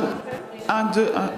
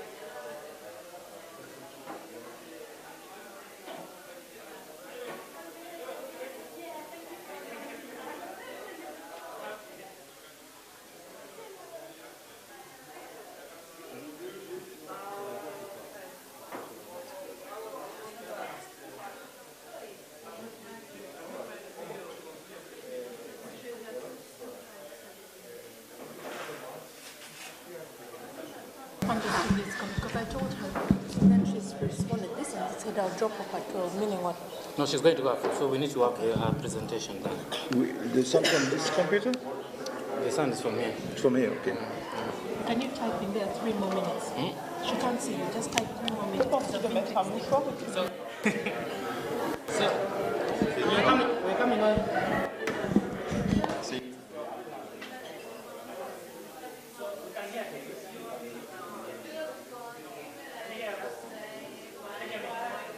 Okay.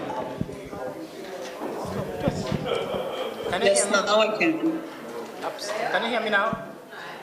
Well, if you mute both, it doesn't help.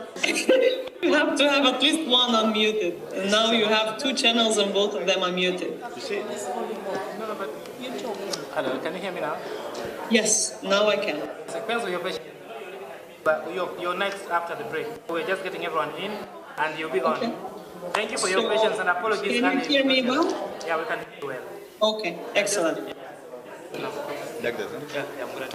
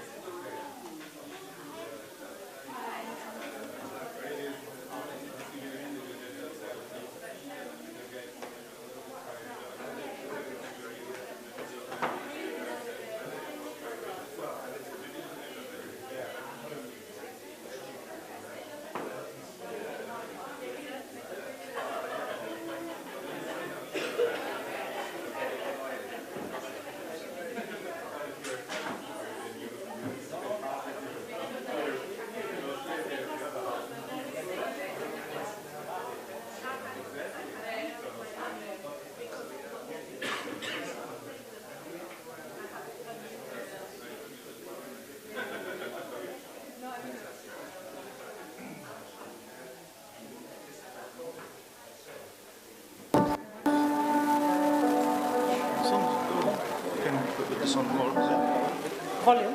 Yes, it's okay. Okay. Play the video. Play.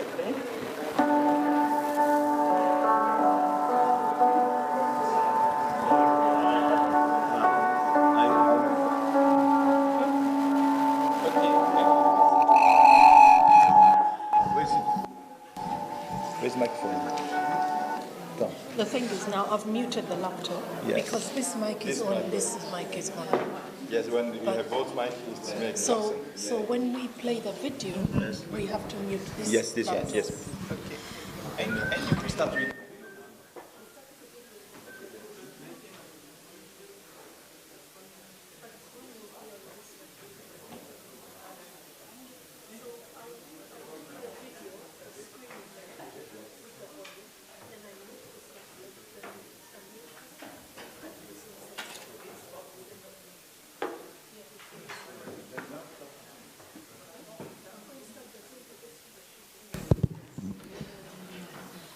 Great to have you back after the coffee break. Welcome again. Before we go to our next speaker, let me just make a small household remark, because I just understood that I need to urge on you to check out by 12, for those of you that haven't done so. So again, for those of you that haven't done so, please try to ensure to check out by 12. And with that, let me move on to the next speaker from the World Health Organization. I know, Stella, before that you have been with us online, so I'm just looking at our technical support staff to see if Stella still is online and if you also could see her, because that would be wonderful.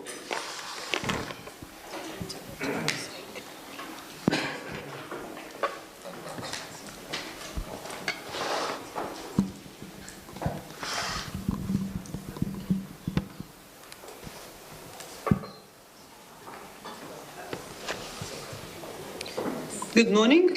Can you hear me? Good morning, Stella. We can indeed now hear and see you. So welcome. It's great to have you with us. You are the principal strategic advisor for infectious diseases at the World Health Organization. I hope that you can hear us well. Yeah, with a bit of difficulty I can hear and I understand there is the time for me to make the statement? Yes, that is true. I was just announcing you, so we're very happy to give you the floor. You hear me better than I hear the audience.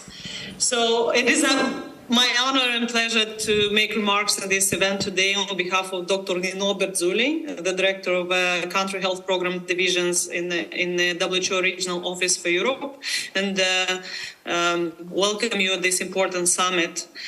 Achieving equity and taking action on refugee and migrant health is a particularly acute challenge in times of multiple crises in the WHO European region's 53 member states. And this is in addition to previous challenges in addressing migration. So some facts and figures. From Sahel to Syria and now Ukraine, we are witnessing large-scale migration and displacement of populations and multiple ongoing humanitarian crises triggered by conflict, natural disasters, and climate change.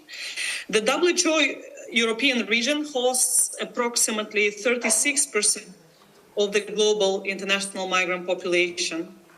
More than 13% of the people in Europe and Central Asia are migrants themselves. Many countries host multi-million migrant and refugee populations. Germany is the most prominent destination in the WHO European region with nearly 16 million migrants in 2020. Turkey hosted the largest number of refugees and asylum seekers in the world with nearly 4 million.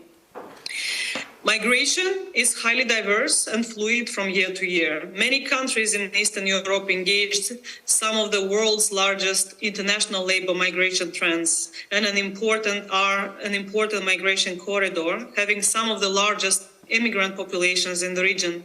At the same time, many of them have become refugee hosting countries themselves in 2022.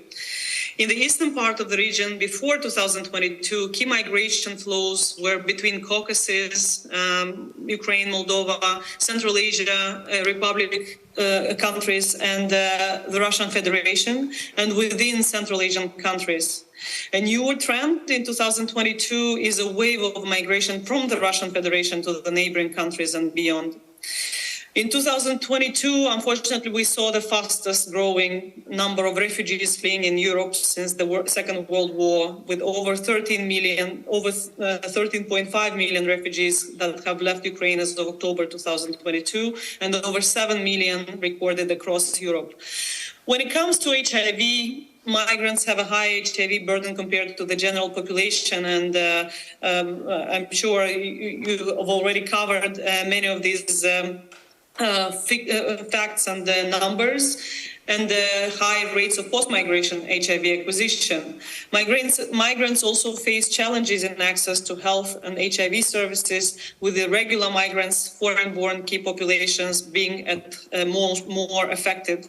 And the evidence supports this. In 2020, 44% of those diagnosed in the European Union and accession countries were migrants with a geographic diversity, but also the highest proportion of late detection, as over 60% in some of the migrant subpopulations being in advanced HIV disease. So substantial gaps in data exist on HIV burden and access to the HIV continuum of care, particularly for individuals in precarious circumstances and irregular status. In the eastern part of the region, the migration and HIV is less well evidenced as systematically captured through routine and non-routine surveillance. Now, since 2016, WHO Europe has implemented action plans that also included actions to deliver effective services for treating TB, HIV, and viral hepatitis. And these were the plans that were designed in 2016, 17 to 2021. One of the examples of implementation of the plans was developing the WHO Essential Package of HIV services in migrants in Central Asia, with 5 major components that included actions around commitment and stewardship, legal aspects and ethics, finance, service delivery, surveillance, and monitoring. So where we are right now, at the international level, what needs to be done has been well defined, and we heard from the previous speakers.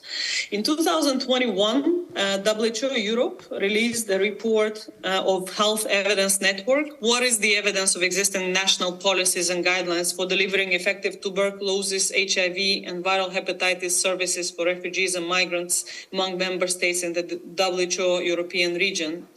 The goal of this was to see how international recommendations on effective effective services to treat these diseases for refugees and migrants have translated into the national policies.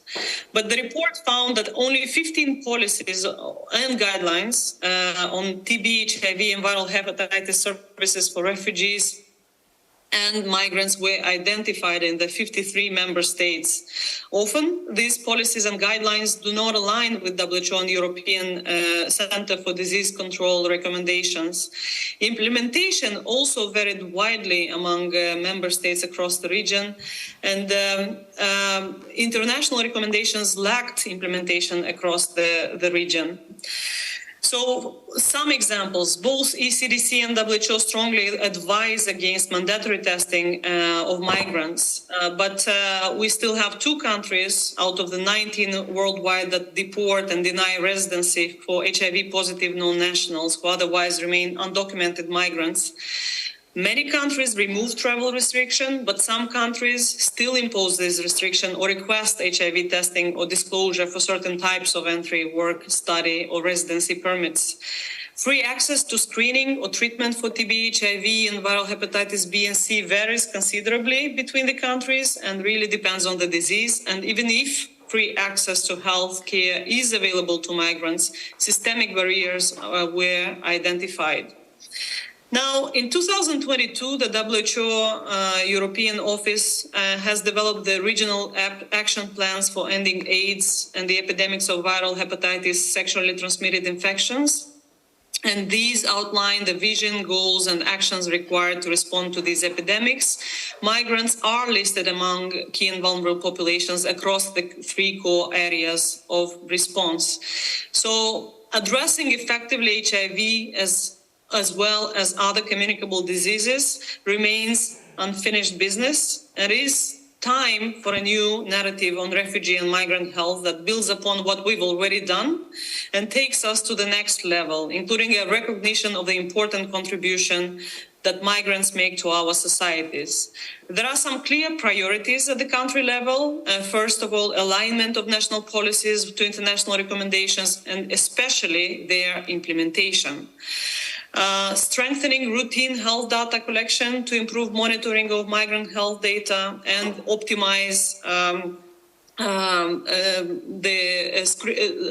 optimize targeted screening strategies and integrating migration health data into national health information systems.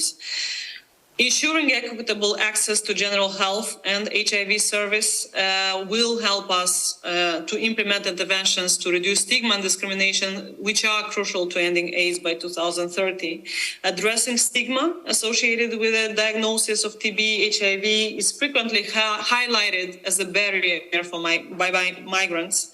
They may experience fear and lack of trust, particularly about their right to remain in the host country, and may have limited knowledge of the local health and social care services. At supranational level, we see cross-border collaboration and clinical data exchange as key to changing the paradigm how we address HIV in migrants. This remains essential to a robust and people-centered public health response. The refugee crisis related to the war in Ukraine has shown clearly the gaps and the acute needs. Together with partners, with the ECDC, with UNAIDS, with civil society, with clinicians across member states and many other partners, we've made significant joint efforts to address the regional collaboration to ensure access to HIV service among refugees fleeing from the war in Ukraine.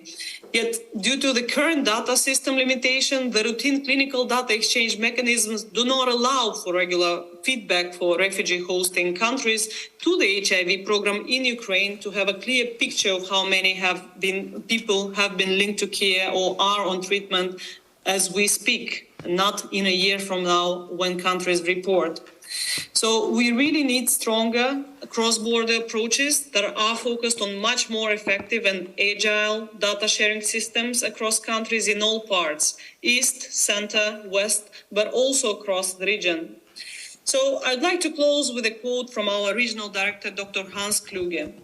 Regardless of the myriad factors that propel migration, it is not a modern or distinct phenomenon, but an enduring, enriching, and vital part of our society, an essential ingredient in how we as communities and people thrive.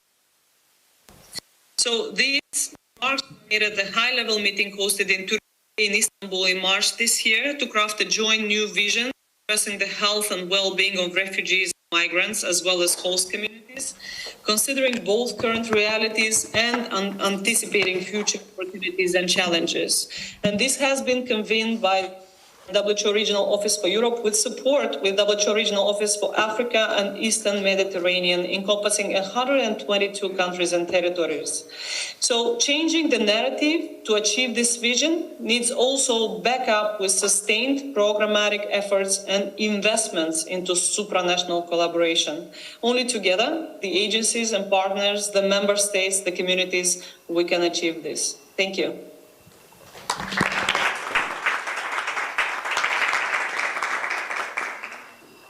Well, many thanks, Stella, to have this contribution on behalf of the World Health Organization. I was very much struck by what you said about reaching target remaining unfinished business. And also well defined, so action is needed. So with that, again, thank you very much for being with us, for representing the World Health Organization. And I think that is a really good bridge to the interventions that we're going to get now. Because we need to focus on the national perspective, because after all, healthcare systems are very national in form and shape. So I'm very happy indeed to have now our next two speakers, starting with Gonzalo, followed by Luciano, really that bring in that more national dimension. Luciano, Gonzalo, let me start by you, not mixing up speakers. You are an expert in your field. You're currently the Vice President for Regional Relations at the International Association of Providers of AIDS Care. And you are going to speak to us about the need for migrant-sensitive responses. Just trying to find my presentation here. Just give me two.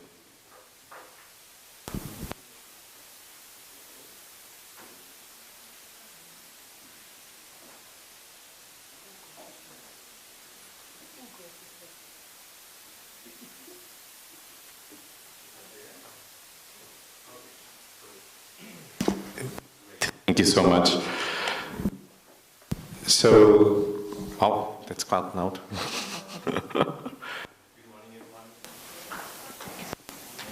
Good morning, everyone. My name is Gonzalo. I'm the P for Regional Relations at. Should I switch mics? Yes.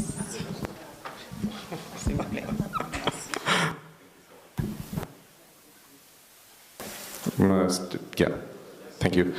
And next slides, please. So I'm going to zoom in a little bit on the migrant MSM situation in the EU, and also try to shed some light on way forward in terms of the intervention with migrants. Just a little bit of recap. So as you can see, we do know from the Eurostat's numbers the top 10 nationalities of first residence permits for 2020 and 2021. And in there you can see that, of course, Ukraine nowadays has risen a lot in terms of applying to permits in the EU. It's the first column. And then you can see also countries from Eastern Europe as well, as from Belarus and Russia as well. And then on the last one, and also pointing towards what we have discussed in terms of the importance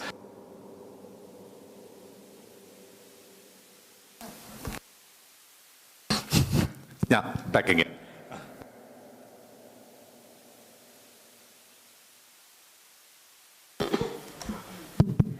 Yeah, so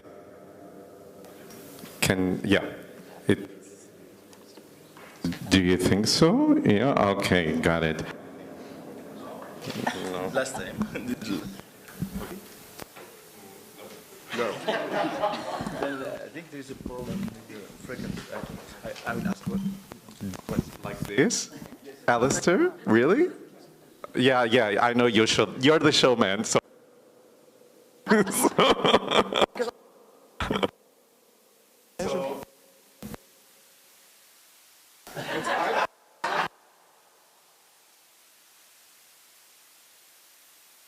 Everyone can hear me if I... It's just for the speakers online. Oh, sorry. Yeah, the speakers online. Yeah, but isn't it? I got the one here. Okay, just pointing out that the last column, of course, is the United States, and they don't refer them as to migrants. They refer them to as expats, and this is a nuance that we all should keep in mind. So, migration, expats, and nowadays also the digital nomads. So we are also seeing a shift in terms of the intervention of our focus, not only relying on migrants, of course, but there are inequities and vulnerabilities to it. When we look into the other graph, then we have the first-time asylum. You can see that most of the countries are from Northern Africa and also from the Africa diaspora. Next slide, please. As Timur already pointed out, and you will see the same graph, migrant MSM are the only group where we saw an increase over the time of 30% in terms of new HIV diagnosis. So that's the...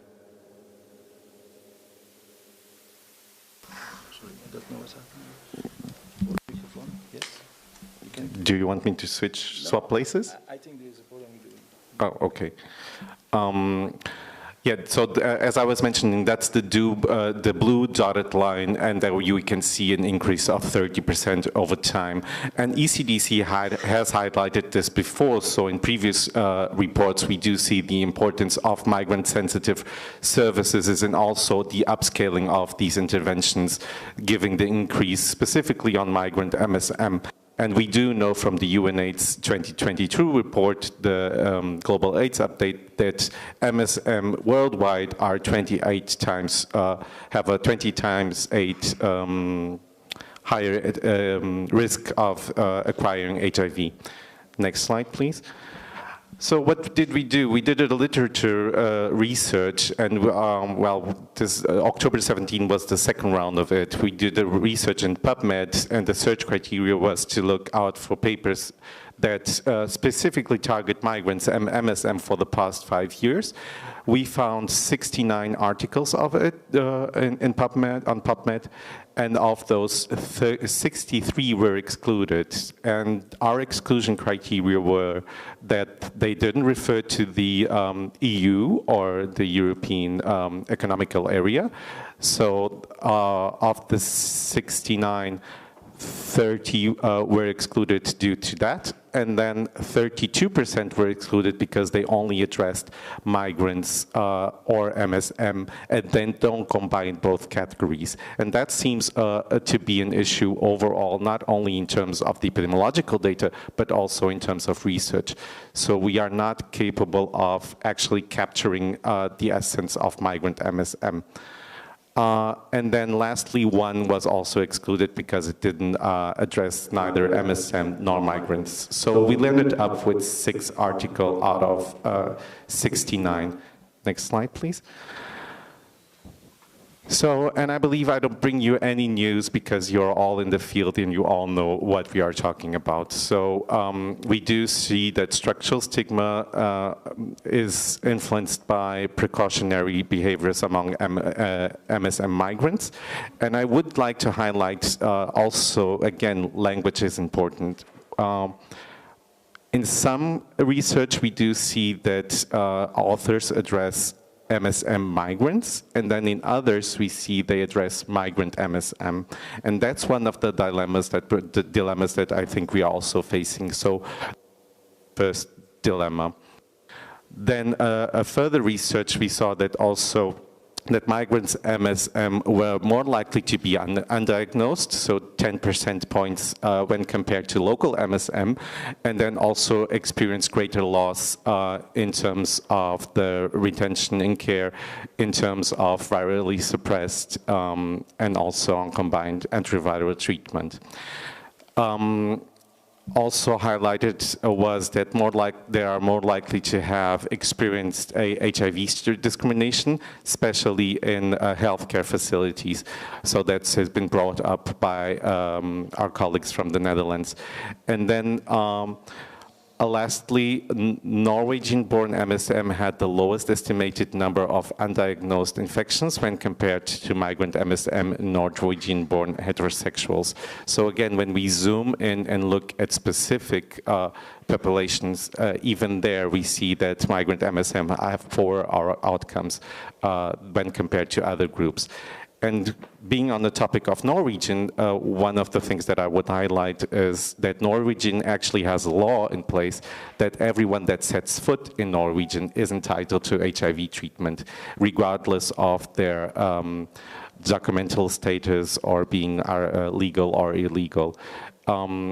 Portugal, from where I come from, and unfortunately my countryman MP is not able to join us today, talking so much about the political commitment, but I will address this with him, rest assured. Portugal has actually released a policy 4 days ago where, similar to the Netherlands, entitles people to have a working visa for 6 months just to seek work for 6 months. But again, we do need to address after the 6 months what happened and if they are entitled to social security. Next slide, please. So talking about a little bit about the dilemmas. So we do see documentation dilemmas. So we try to work in silos, meaning migrants, MSM, sex workers, etc.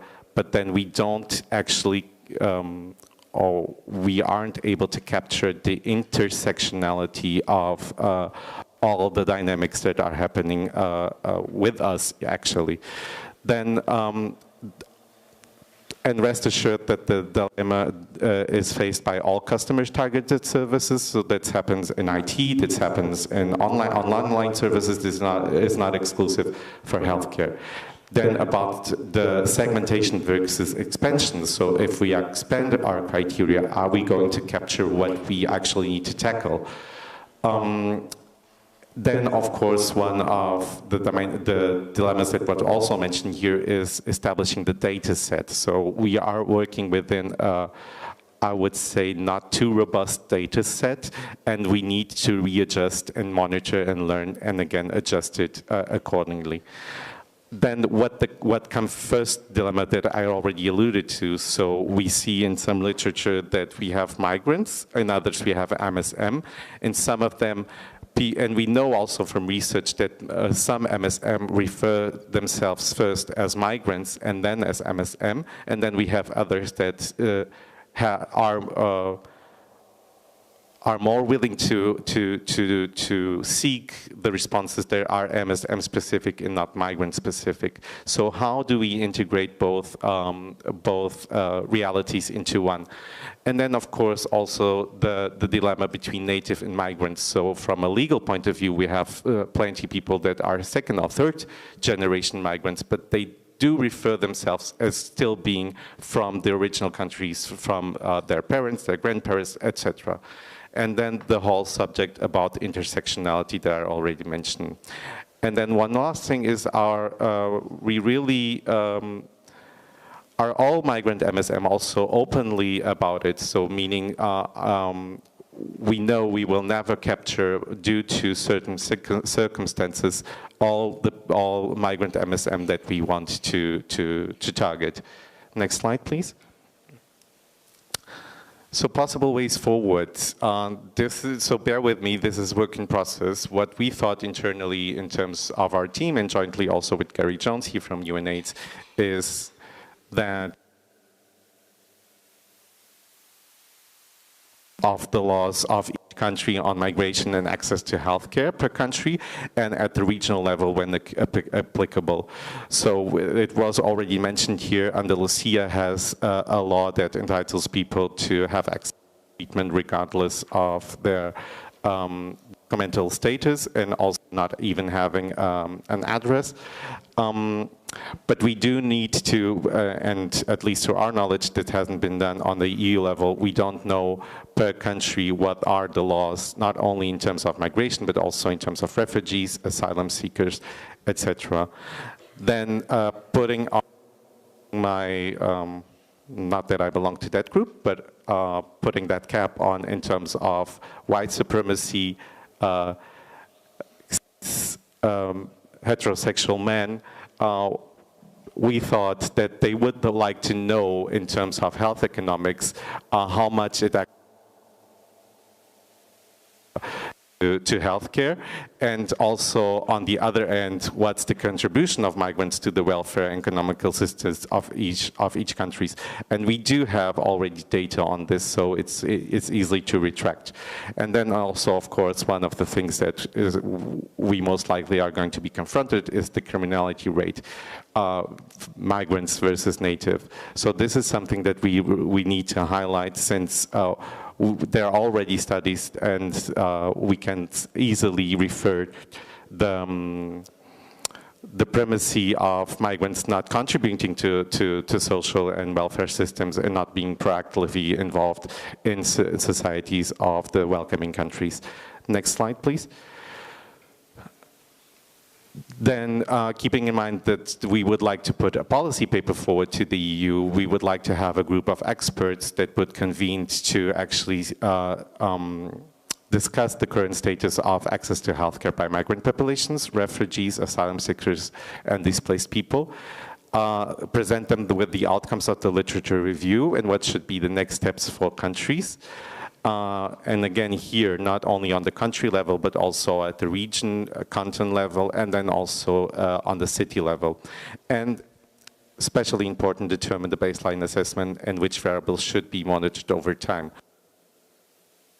Lucia, albeit having this law, they don't really have data right now in terms of has contributed to the overall economical increase in Andalusia, given that migrants, giving the migrant influx and the impact of this law. And then the actual policy paper based on the previous 3 items, so the literature research, the map of the laws, and then also the inputs from the group of experts. Next slide. Then, of course, as mentioned also here, every intervention should be action-oriented. That means we would like also to host a regional migrant-specific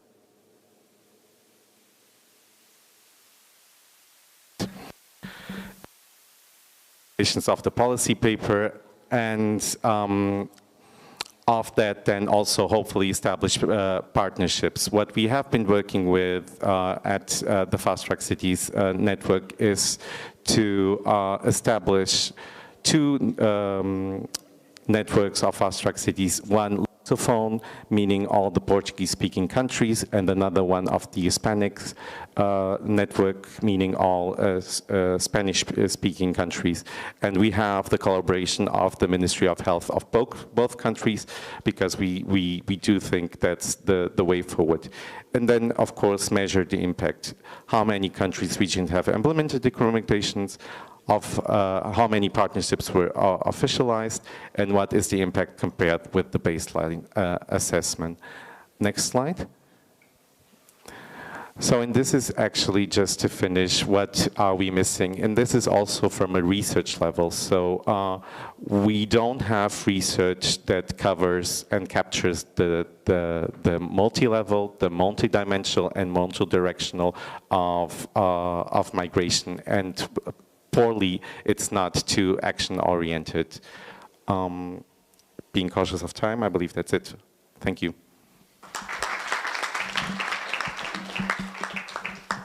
Well, many thanks, Gonzalo. I think that was excellent. But the data that you provided, the possible ways forward, I think this was exactly what we needed. And I'm sure that building on yesterday's discussions, a few of the dilemmas that you presented may lead to questions or interventions from your side.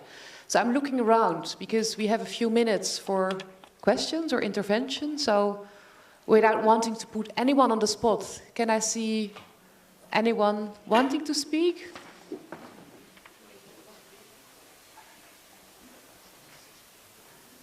Yes, I see a hand up. Yes, you have the floor, please.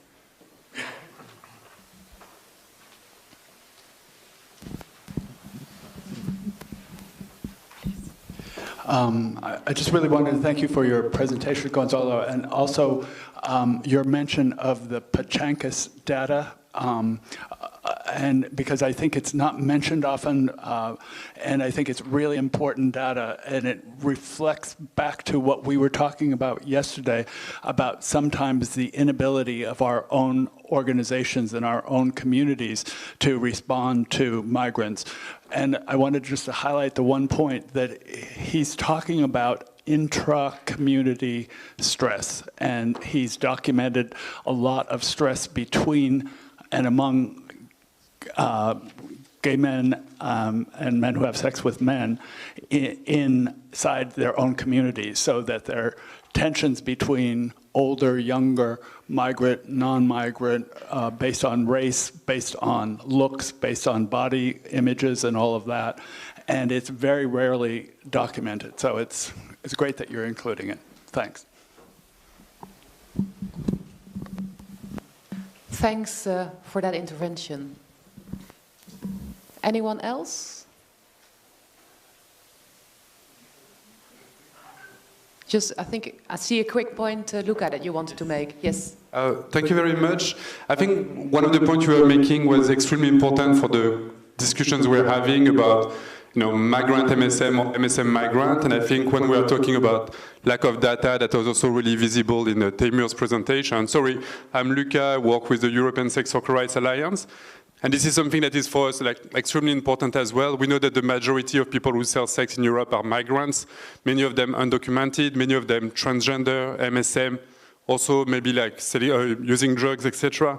And I think for us, the key issue is that without the right information about the HIV prevalence among sex workers, we are not able to develop rights program and right policies. But the issue is that there is a huge political backlash against sex workers' rights at the European level. We see many countries criminalizing sex work, criminalizing clients, in particular Sweden, France, Norway, Ireland, etc.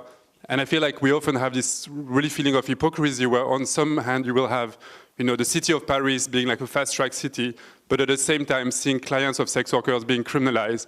And we heard yesterday from Kim from PAST, the local trans migrant sex worker organization, that HIV rates are going higher in specific communities, in particular trans, MSM, sex workers. So I think one of our main recommendations is that we talk earlier about what we need is political will, but political will is not detached from our communities. We are the one who can push for this political will to change. And just to take you one example, currently in France, there is 261 sex workers, the majority of them migrants, some of them male sex workers as well, who are taking the French government to court, to the European Court of Human Rights, for infringement of their right to health, in particular, because we know that the criminalization of sex work has a hugely negative impact on sex workers, and in particular migrants, MSM, and trans sex workers. So I think when we talk about political will, it's also to remind ourselves, at this event in particular, that we are the one who can push for this change and really supporting community-led initiative, including strategic litigation, including programs led by the community. Thank you very much.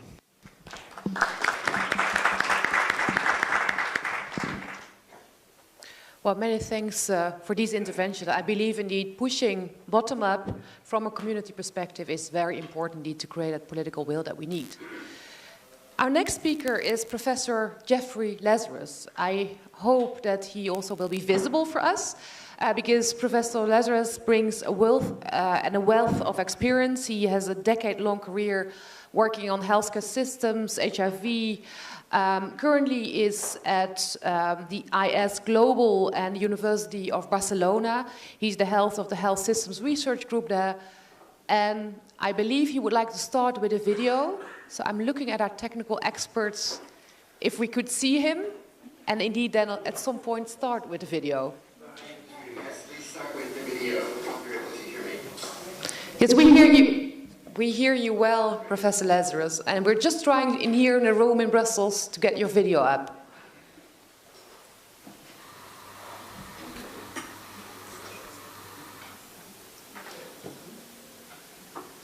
I like the best of everyone just coming up all the time.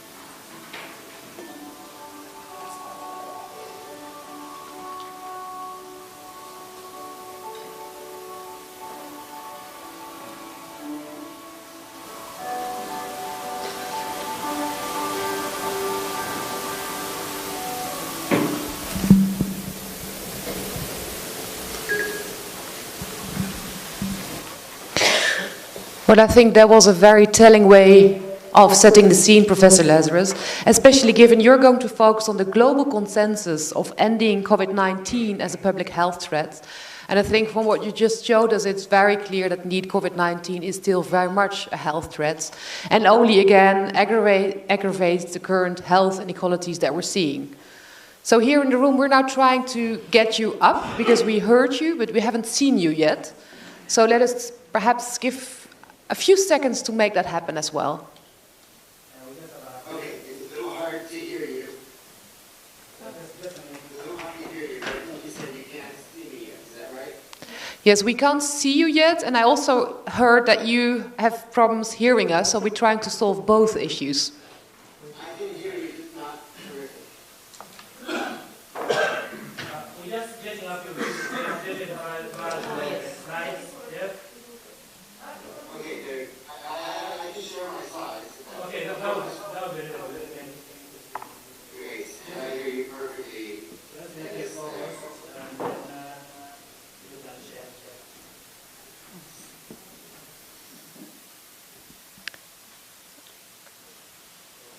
Yes, Professor Laz, we now see you very well, and I hope that you still hear us well too. And we also have your slides in front of us. Are you able to see the slides? Yes, we are. We do see them, and we also hear you very well. Great. So they should be at the start now, and you'll let me know if they don't advance, because sometimes they do on the screen. Well, thank you very much for the invitation to join the Mind the Gap meeting. I'm sorry I'm not there in person. I'm in Washington, D.C., and I'm going to be launching in just about 5 hours this global effort called a multinational Delphi consensus to end the COVID-19 public health threat. And I realized that the Mind the Gap meeting has a much narrower focus on migration issues and HIV and related issues, but I appreciate the opportunity because everyone now has lived experience with COVID-19, and it has been particularly challenging for people living with HIV, for many of the migrant populations, really for everyone. And I thought this was a unique opportunity, since we're going to launch soon, to share this with you. So this study had more than 40 core group members from 25 countries. It started about 15 months ago when I had an idea to write down the relevant recommendations, because there were so many at the time. And I asked other specialists if they could recommend the key recommendations in their area. And it snowballed and eventually became 386 panelists from 112 countries, as I'll show you in a moment. I think we're all familiar with the background. We are still in this pandemic, and despite notable scientific and medical advances, broader political, socioeconomic, and behavioral factors continue to undercut the response to the COVID-19 pandemic. Highly transmissible variants continue to spread globally, while surveillance for variants of concern remain largely inadequate. Reinfection risks are not fully understood. Low vaccination rates may compound the risk from waning immunity, and long COVID has emerged as a serious chronic condition that represents a considerable burden of disease and still lacks adequate understanding and appropriate preventive or curative solutions. So with this in mind, we embarked on a Delphi process, a 6-step, 3-survey process in which we refine statements and recommendations, and as you can see on the far right, ultimately agreed on 41 statements with a high level of consensus and 57 recommendations. I'll go through some of them briefly, divided into 6 domains. If you read the small print, you'll see that during the process, we had over 5,000 written comments received from the panelists in addition to the voting process. So it's a very rigorous methodology to reach consensus and ultimately achieve an outcome of recommendations that have teeth, that are actionable, that are important, but also have a high level of consensus. One of the big goals was to ensure that this was a global effort, which has been, as we know, one of the big failings of the pandemic response. So here we are from 112 countries and territories, it was difficult to find people from some countries. We had a reasonable gender balance. We had a reasonable low and middle income and high income balance, as you see on the right, 51 and 48%. And also in the right under characteristics, you see that all parts of the world were represented. There were a number of panelists, particularly from low and middle income countries. We wanted to make sure that their voice would be heard. Now, with 57 recommendations, we were told it would be helpful to present the top half of them. And here you see them by domain: health systems, prevention, communication, pandemic inequities, treatment and care, and vaccination were the main domains we focused on. There's overlap. There are other issues recommended and discussed, but this is how we divided the work. And here, and I won't go through them all now, you see the top half of the recommendations presented, and here you see the top 10 by domain. Really the top 3 recommendations that came out were a whole of society approach, a whole of government approach, and a vaccines plus approach. And you might say, well, we know all of that. But what was important was that we also demonstrated it, the whole of society approach, by involving not just public health experts and infectious disease specialists, virologists, epidemiologists, but also a philosopher, an anthropologist, a lawyer, many community representatives, people living with HIV, many people who have been migrating and define themselves as migrants, in order to have that whole of society approach that's been lacking. The whole of government approach, where we see the response very siloed, even when it's recognized as being more than a health issue. Often the different parts of the government are not collaborating in their response. And finally, the vaccines plus approach that was launched in January in the BMJ of this year by a large group. We again found a high level of consensus that we need more than vaccinations to get out of the pandemic. That includes prevention measures like improved ventilation, like using face masks in crowded, poorly ventilated indoor areas, but also economic and other incentives and measures to help those who are most vulnerable and marginalized get the care and prevention measures that they need. So the whole of society approach specifically called for pandemic preparedness and response planning should adopt a whole of society approach that includes multiple disciplines, sectors, and actors. And all countries should adopt the vaccine plus approach that includes a combination, as I mentioned, of vaccination, other prevention measures, treatment, and where needed, financial incentives. And finally, we have a statement and a recommendation that face masks do work amid all of the controversy about what's working and not working. You know, we worked with the experts who stated very clearly that we need multiple social measures and structural interventions, and that includes remote working, schooling policies, ventilation, air filtration, and face masking with high quality face masks in public transportation and indoor settings. And for those populations that aren't able to afford it, we need to provide those free of charge. We had recommendations that were also sometimes more relevant, or at least equally relevant, in low and middle income country contexts. I won't go through them all now, but this is not an idealistic, aspirational plan or strategy or set of recommendations to end the pandemic as a public health threat. It's something that we believe is realistic if the world shows real solidarity, the kind of solidarity that was expressed with CEPI, with the COVAX facility, with other initiatives, but we've seen far too often failing.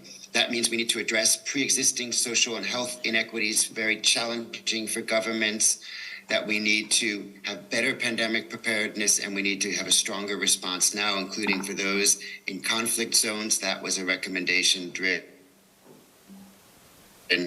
by the current conflict in Ukraine, and that high-income countries should refocus the distribution of vaccines to countries with low rates of vaccination and inadequate access to vaccines. The situation has since been improving, but we know that it is not adequate to prevent severe symptoms and hospitalization in all who need vaccines right now.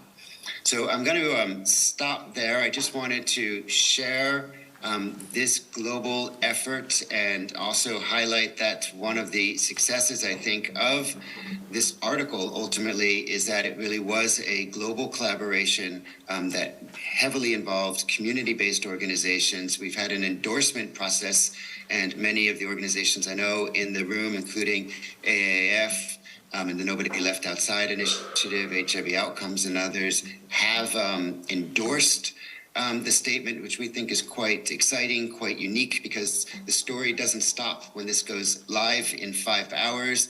It continues when we work with and have this bottom-up push with our governments and with our health authorities to implement the recommendations we need as we here in Europe enter the winter season, and we know cases, severe symptoms, people with severe symptoms and hospitalizations and deaths are inching up.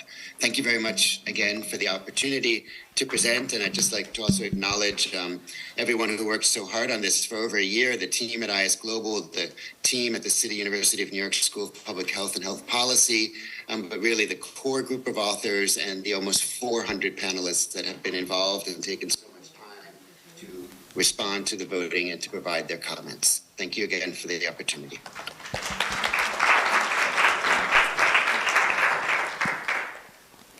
Well, many thanks to you, Professor Lazarus, for your very timely intervention. I think it couldn't be more timelier with the 5 hours publication time, indeed, for the article that so many of you worked on together. So many thanks for being with us, and we hope to stay in touch as a community. Great, thank you. We have been awaiting our next speaker for quite some time, so I'm very happy to now announce Luciano Nigro, Dr. Luciano Nigro, who works as an infectious disease specialist in Zimbabwe, if I'm mistaken. And we're very happy to have you with us the whole day already, and we're very much looking forward to your intervention. I believe you're getting a mic. Thank you.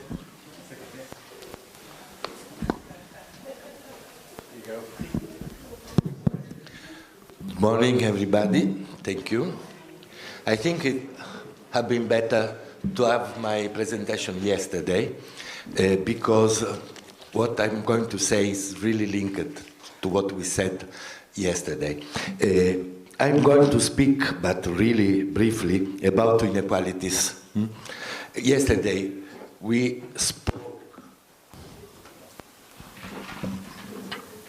spoke a lot about inequalities, and if we need to understand if we have to scaling up service for migrants, this is the first inequalities, because it means that we don't have the same services for migrants than the service for the general population. Yesterday, we had the opportunity to share lots of impression, emotion, and Jackie was very clever to summarize the plan for the future and to dream about our future. No? To speak about inequalities, we need to go back to the field, to what happened in the field. So I would go to explain what we do in Catania. I'm here representing Live Rights and Prevention. Is a small local association, volunteer association in Catania. Am I going to go? No. Was founded in 1991. It is 30 years that we work, and we promote and defend the universal right to health, organize campaigns to reduce the spread of sexual transmitted infection. We are committed in affirming principles and relationship of solidarity, and we fight against all forms of violation of human rights of people living with HIV infection or suffering from AIDS, and all vulnerable groups like young people, women, sex workers, drug abusers, prison population, and migrants, by building human and social integration service too. Next. The association is composed by members volunteer, member, and operators who express the following professionalism: live operators, peer operators, social workers, psychologists, culture mediator, doctors, teachers, and free citizens. Our intervention strategy is the harm reduction strategy that is implemented through the offer of low threshold services. Okay, I'm going to repeat some of what we said yesterday.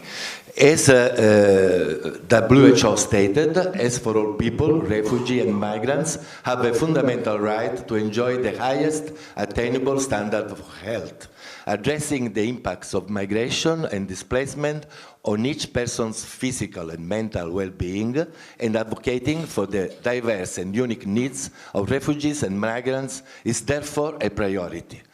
Addressing their health needs is instrumental in facilitating integration and participation, stimulating positive social and economic development, and bridging development and public health issues. Next. Health promotion helps to support people to control and improve their own health and well-being, and to interact effectively with the healthcare services. Starting with this concept, we tried to plan a program, and we submitted this program to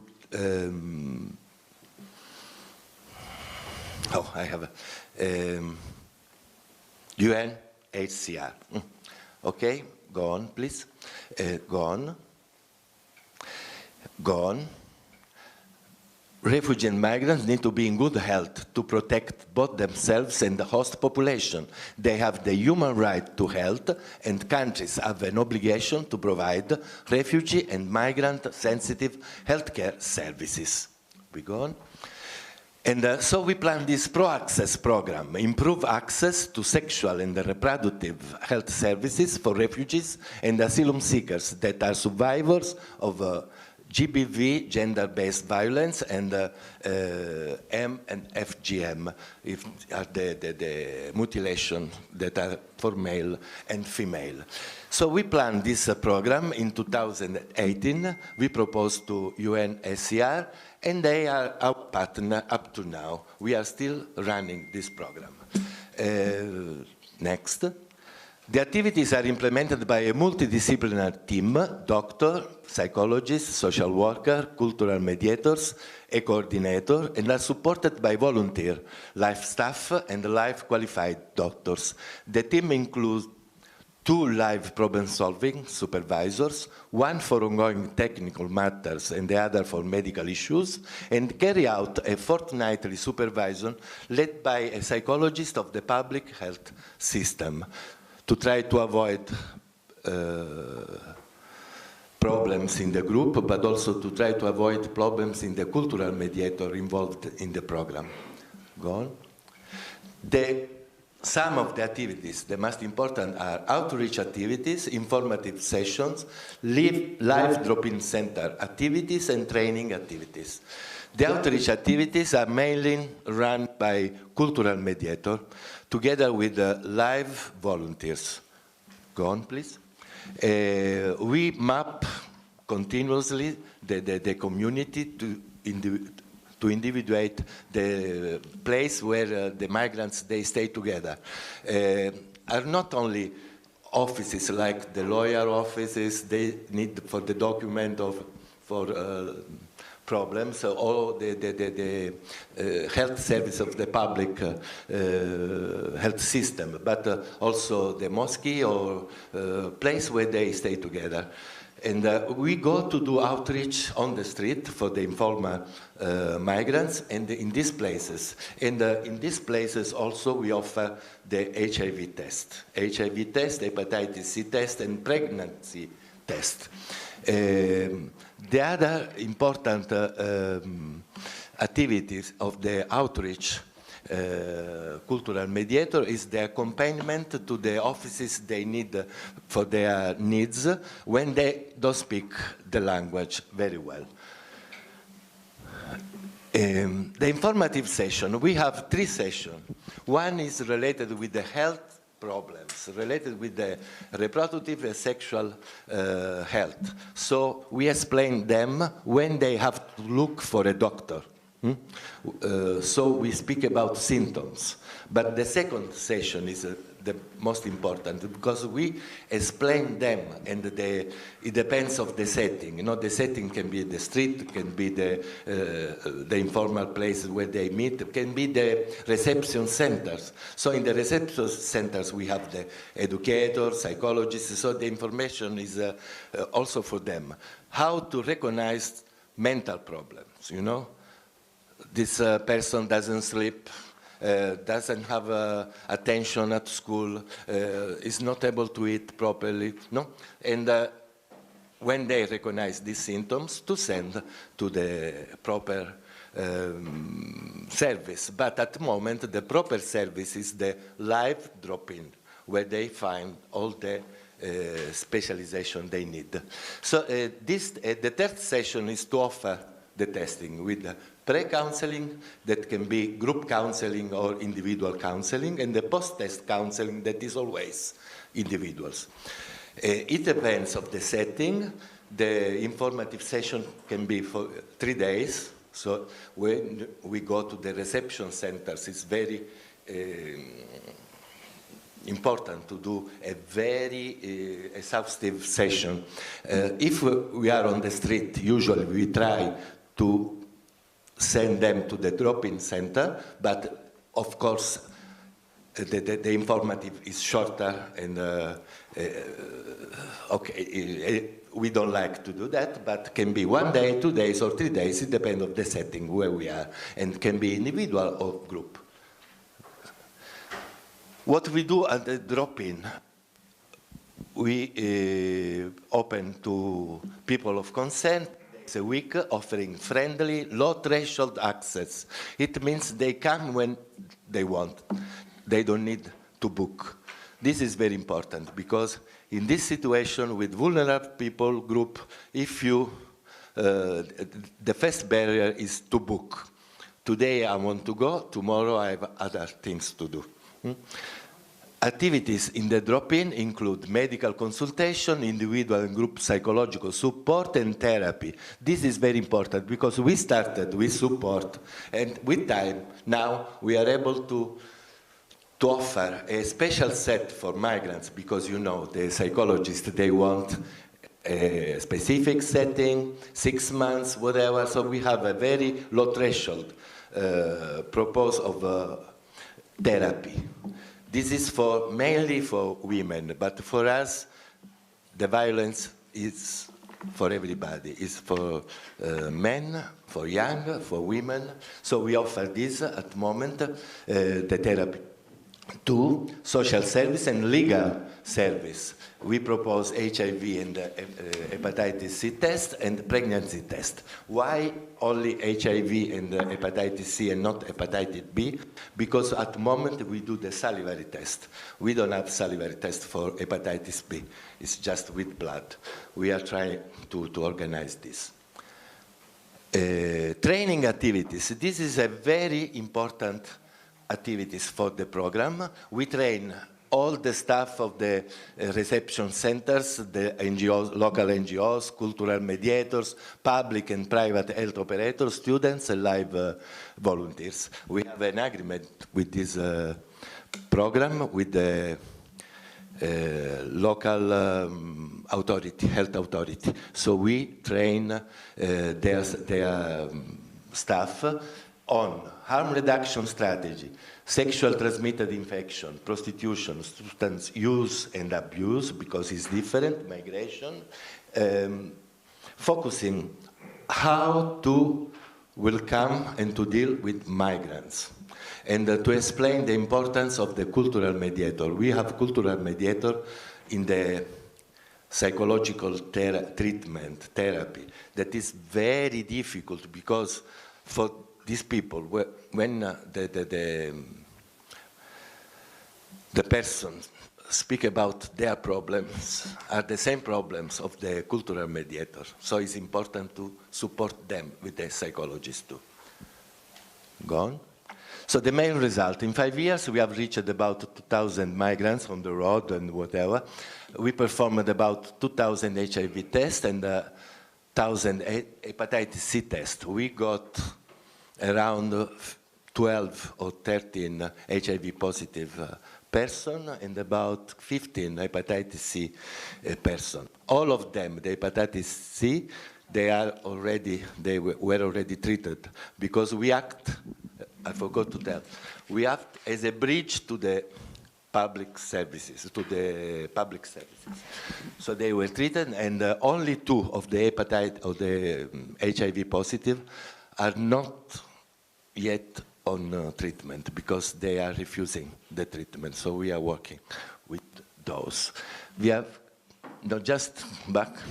we have carried out about 1,000 accompaniments to the services. Okay. Okay, what we learn from our work? Where are the inequalities? This is the first, the documents. Imagine us just one day without documents. It's impossible for us. The lack of documents blocking certainly slowing down the realization of one's life project over time, overshadows every other goal, including the right to health and to work. In this sentence, we have 3 inequalities there.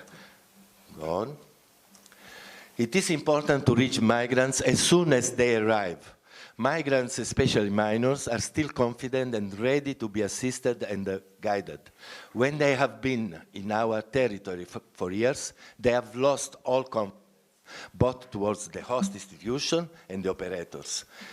Importance of low-threshold services. This is something that is specific for vulnerable groups.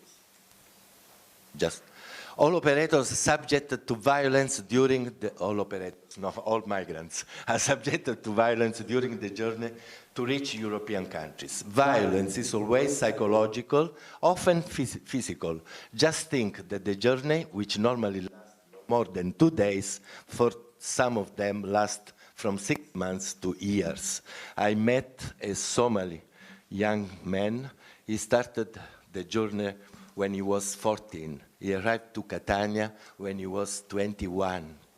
You know, this is, without violence, is a big violence. Where is the adolescence of these people? Many migrants leave the country as teenagers, yes, I told. The problem, violence must always be evaluated and faced if a fruitful involvement of migrants in integration processes is to be achieved. Sometimes we don't have this holistic approach.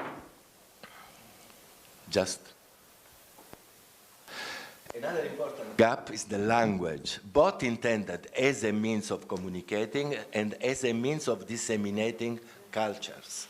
This is very important. The role of cultural mediators is pivotal, basic and essential. They also hold the role of peer operators, and we know that peer operators programs are the best. Lack of information. This is another inequality. They don't have information about the laws in force and about their rights. For example, in Italy, the health system is free for them, with document and without document. With document, they can access to the health service, they can access to the general practitioner, and without document, they are entitled to get emergency, all the children they need, the women, the health of the women, infectious disease, vaccination, and chronic disease, but they don't know. So the importance of association in this case, we are not even in a very good future. We are essential because we are flexible in our way to work. The public service is not so flexible. So the association has to those who are giving information. Next, I'm going to finish. It is necessary to be able to have a clear dialogue with the law enforcement. This is a very strong inequalities. When they speak with me, they speak in a certain way. When they have a migrant, they are different. Just the lack of training, I told already, and the lack of funds, we said already. But this is, for me, the main inequalities. Application of the article number 13 of the Universal Declaration of Human Rights that was written in 1948. Everyone has the right to freedom of movement and residence within the borders of each state. Everyone has the right to live in any country, including his own, and to return to his country. It is the fundamental right to inhabit the earth as common home of all members of the human family. Freedom of movement is an indispensable condition for the free development of the person. And this is the main inequalities between migrants and migrant people. Thank you very much.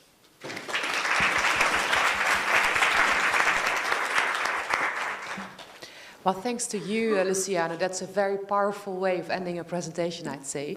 And many thanks also for sharing your impressions from the ground for what you're doing in Catania and also the need to scale up interventions. And I'm sure that you, having listened to Luciano, may have some reactions or some questions that you would like to bring to the table. Yes, please. Thank you so much for the wonderful presentation. I have two questions. I mean, some 9 years ago, I landed in Sicily by dinghy boat from Libya, which took me 10 to 11 months from the Gambia. So as I learned, or as we all know, Catania is a destination to many people from sub-Saharan African refugees crossing from sub-Saharan African. I mean, on the presentation, you haven't mentioned any countries. Maybe could you explain what are the countries of origin of these refugees? And also you have mentioned about psychological support. I mean, how were you able to manage psychological support for these people? I mean, what methods do you use? I mean, because these people are different, completely from different regions. Thank you.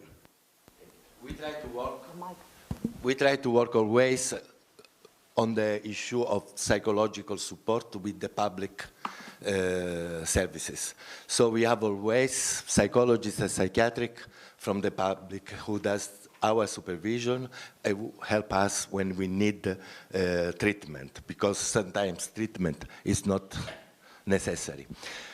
This is the problem we are living now in Sicily, because most of the people that are coming by sea, they don't want to stay in Italy. They want to reach, they want to have their plan is to reach, to join the families, the parents, the relatives they have in Europe. But without documents, they can't. At the beginning, they don't understand this, but when they understand that they are in jail, because it is like to be in jail, on the road, on the whatever they stay, because they can't do nothing. They want to go. So it's difficult to work with them after 2 or 3 years, because they don't trust you. And this is a problem. And they don't go to school, even if the school is basic. The education, they don't care about education. They don't care about health. They care about documents. So my advising, when you work with migrants, first try to address the problem of the document. And the countries of origin? No, we have everywhere, yes. But mainly from Costa d'Avorio, Ivory Coast, Nigeria, Senegal, but we have from everywhere. Not from Zimbabwe.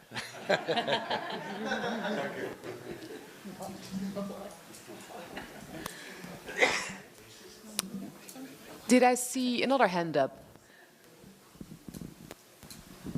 I'm looking around. Anyone else? Yes, I think to my left. Hola, hey. I'm Oscar.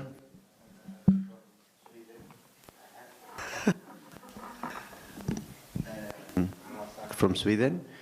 I'm listening to you, what you say about so important when the immigrations arrive to Europe, they come in from the sea. They come from the sea without papers, without license. They illegal. That's what we said yesterday.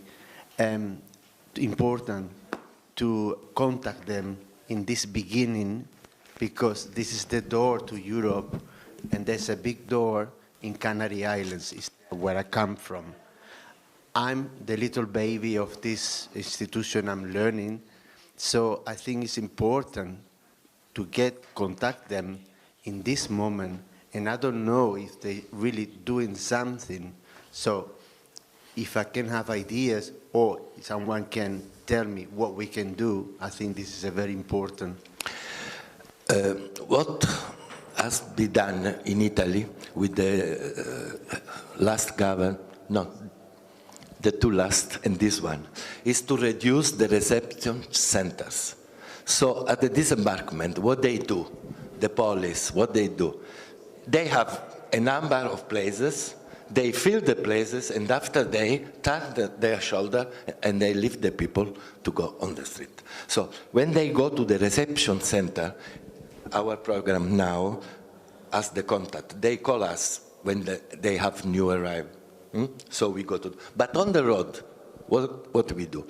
Some people, for example, people coming from Eritrea, they have some already done road to go directly to Europe. So they leave immediately Catania.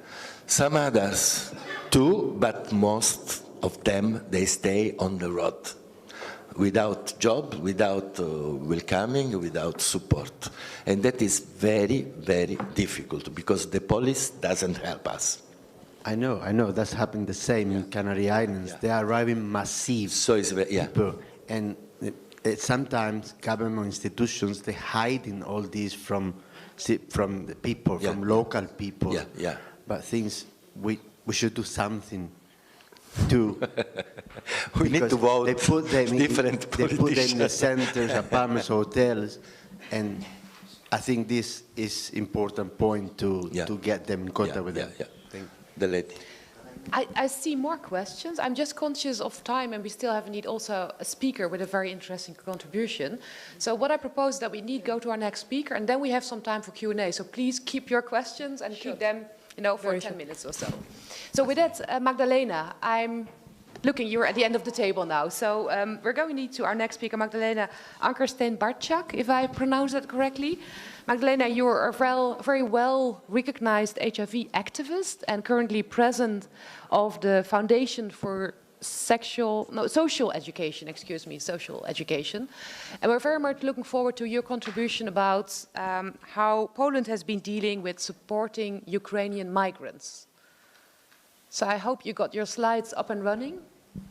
It's coming, but because we are also running on time, so thank you very much for invitation. It was last call for me, so I will try to speak briefly. My name is Magdalena Ankerstein-Bartschak. I'm PhD of sociology, working 20 years on the Foundation of Social Education. It's organization dedicated mainly for sexual and reproductive health, but also I'm mainly working around STI, HIV, and hepatitis. I'm a member of EATG and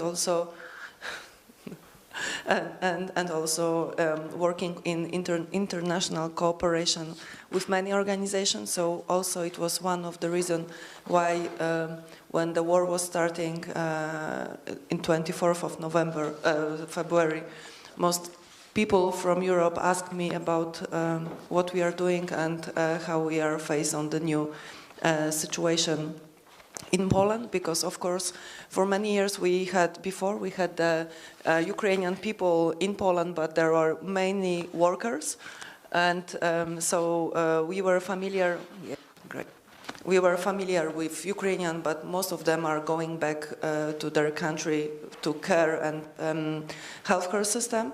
But of course, after 24th of February, the situation was changed. And what it is also, when we are talking about HIV, what was mentioned by Timur before, the differences between epidemic from West and East Europe, and especially we knew about it that 47% of people living with HIV in Ukraine are women, and most of these women coming to Poland with kids. You have to also know about the situation in Poland, that it's not very good in the European level.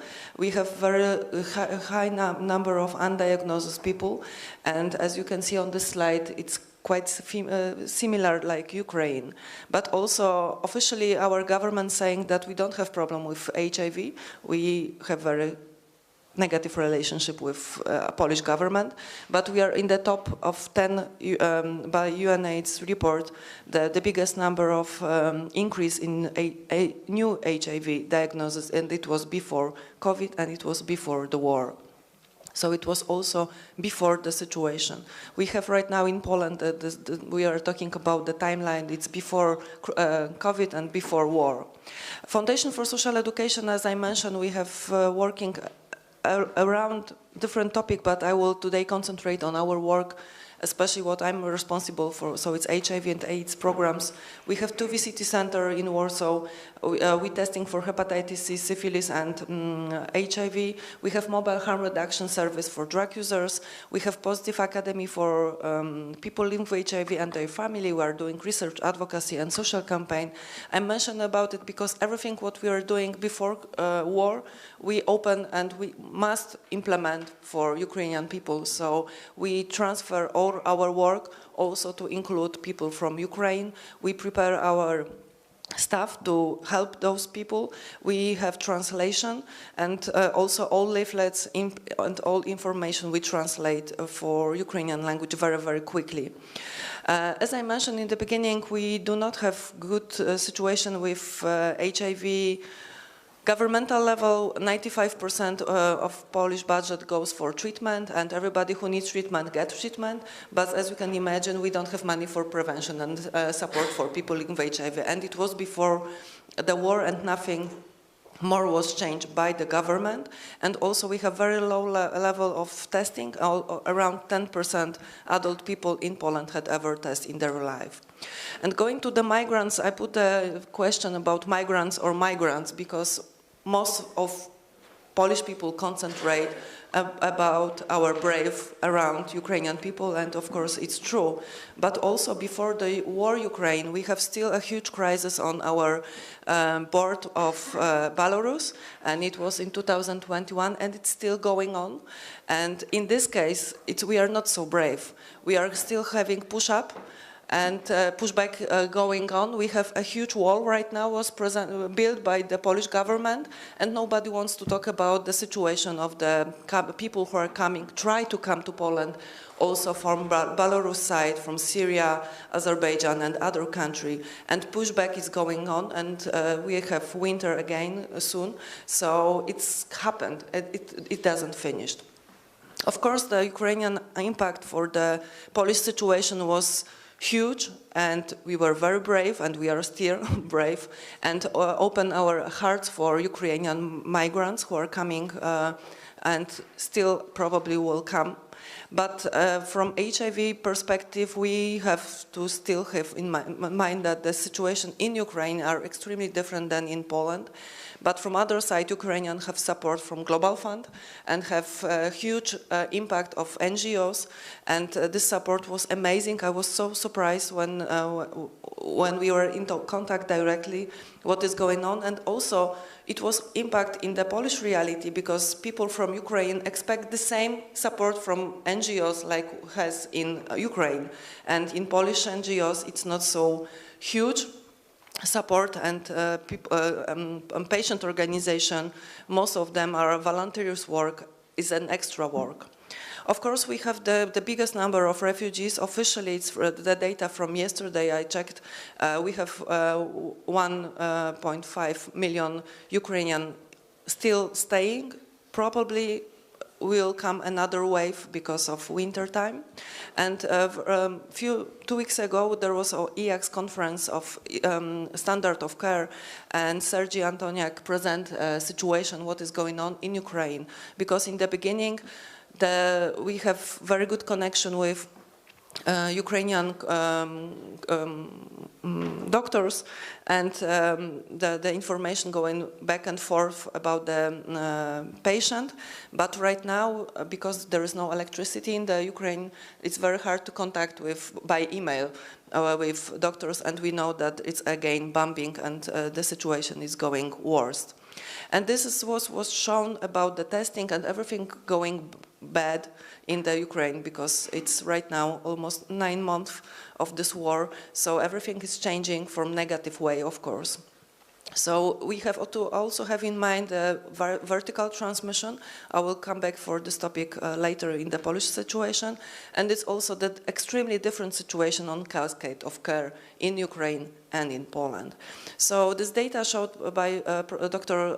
Sergiej Antoniak present also the impact of war on the continuity of art, because in the beginning some people still have possibility to get treatment from Ukraine, and it's going worse. Of course, they are expecting to have this treatment in Poland, and they have. So there is a good cooperation between Ukrainian doctors and European doctors. There is a protocol created by WHO and ECDC, EACS to contact those and transfer the information, to not have lack of the information about the medical history, because we know that some people just taking the small bag and going without any history of the medicine and health. In Poland, as I mentioned, officially we have stable situation. That is official information from Polish government.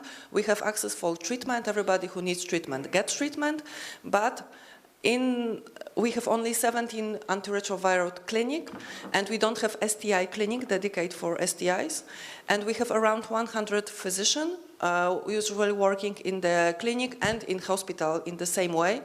So everybody who are coming to Poland have to remember that we are not so big infrastructure, and the number of doctors do not increase even though that we have more patients. And also it's very important that in this region, it's the most important region. We don't have HIV clinic, and most people from Ukraine coming here, it's the first place. It's Przemyśl and Rzeszów. And there is no HIV clinic, so also the patient need to go to another if they need to antiretroviral therapy. And also we have only 5 clinics for kids. And the first one, this is the board for Ukraine, first one is in Warsaw, and second is in Wrocław. So for kids, people have to go 200-300 kilometers to find out the doctor for kids. So it's also the huge solution. And this is what I mentioned, that the stable situation from the government, it's not stable situation from our perspective as NGO, because this is the data from 2021 from Polish, and this is from 2022. So we have double number of cases, new cases of HIV, and also double number of new cases of AIDS. So we are in the top also of late presenters in Poland, because we are not testing. And this is the newest data was presented by National AIDS Center few days ago on the conference that I attend. So we have right now officially almost 18,000 people living with HIV on treatment, and right now around 2,600 migrants from Ukraine. And finally, after a very long time, we have a TLD from WHO. Before that, everything was organized from the Polish budget, and this TLD treatment is very, very supportive for us, and we hope that it will be long-term help. And this is what I mentioned about kids. Officially in Poland, there is around 90 kids living with HIV, and most of them are teenagers, because the mother-to-child transmission, it's not such a big problem in Poland this year, because we have treatment. But only in the 9 months, we have more 95 kids living with HIV from Ukraine, and still we have 5 clinics for kids living with HIV, and the same number of nurses, the same number of doctors, and extremely different needs of help for kids living with HIV than for adults living with HIV. So this is going to be a huge, huge problem, especially from the medical way. So just very shortly also, we have to remember that Poland government is in conflict with EU, but we have also not open heart for reproductive health. So Poland is the worst accessible for modern contraception among European countries, and gynecologist sector is strong privatized. It's also important that we have very strong abortion law. So in the thinking of the war and rape in Ukraine, there is no access for Ukrainian women to go to abortion in Poland. They have to go to Germany or Czechia. So this is the last one of from the 2021, the contraception map in Europe. And this is also what we know from the MSM population, that we are a very homophobic country, and also government are very homophobic. So also we have to have in mind when we're talking about key population that Polish government do not dedicate campaign for the key population, don't want to even talk about this officially, even National AIDS Center. So this is the number of new patients living with HIV from Ukraine coming to Poland, so the number is going up. And as I mentioned, staff is exactly the same.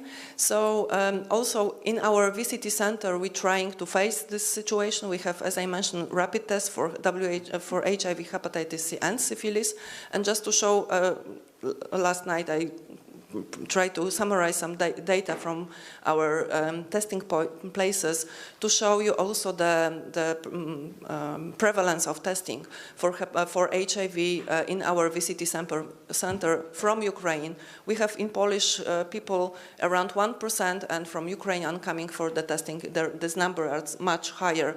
So we, of course, try to share in our information in the social media that everybody can come, and of course Ukrainian people coming. We have also mobile harm reduction service, and the impact of the war, but also from migrants, not from Ukraine, but also from other eastern country, it's very, we see it strongly in this. It's dedicated for drug users, and sorry I didn't translate it, but you can see in our mobile harm reduction service in the last, this is the month of this year, and the number of people from other than Poland countries. And as you can see, the impact of Ukrainian people coming here, but also from Georgia, Belarus, Chechnya and Armenia and other countries. And this is also very important because they are drug users and they don't want to testing. They only coming for needle exchange program. They don't want to talk about testing. They don't want to talk about HIV status. So this is also some kind of barriers, and we see that these numbers growing up. And right now almost half of our clients on the mobile harm reduction service are people from eastern part of Europe with speaking different languages. And just to summarize, of course, we are faced of this situation from the very beginning. So we translate our website for Ukrainian language. We have also a dedicated page for people living with HIV, and it's also in Ukrainian language. But we are also in a strong cooperation with Alliance Public Health, the Ukrainian one of the biggest organization, and we are in the hub in Poland with them. So we are strong collaborate, working together and talking a lot from the beginning what to do, how can we support each other. So to summarize, we need a long-term strategy, because we know that the situation doesn't change quickly. Even the war will finish hopefully very quick. The situation with Ukrainian people in Poland and other Eastern Europe country migrants will coming to Poland and will stay in Poland. So we need to think about long-term action, long-term strategy, and also resource for support NGO, because this is our responsibility, and also we know that we are the main group who are helping people. We have support, trainings and cooperation, and it's also a big thanks from my side, from WHO, AIDS Action Europe, Harriet from Germany, and also WIPI and UNAIDS, because you react on the situation and support us very, very strong, and it gives us also opportunity to implement so activities as possible. So thank you for your attention.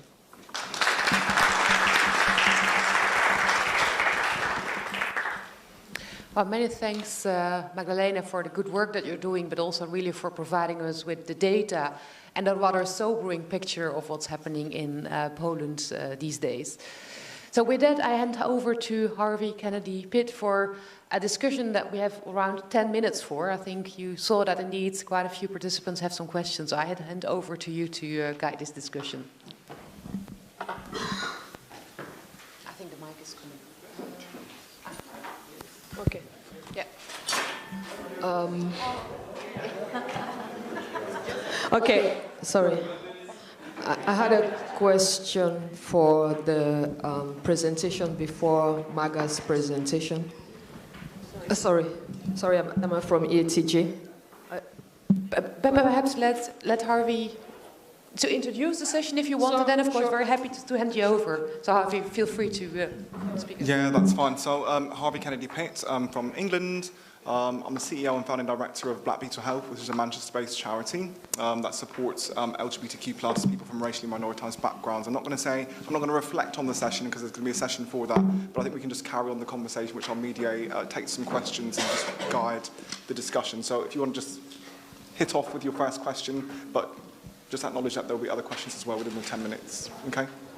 Okay, thank you. Adama, I had a question for the previous speaker. I was interested to know, you mentioned that Adama from EATG, I'm the project officer for EATG on quality of life and mental health.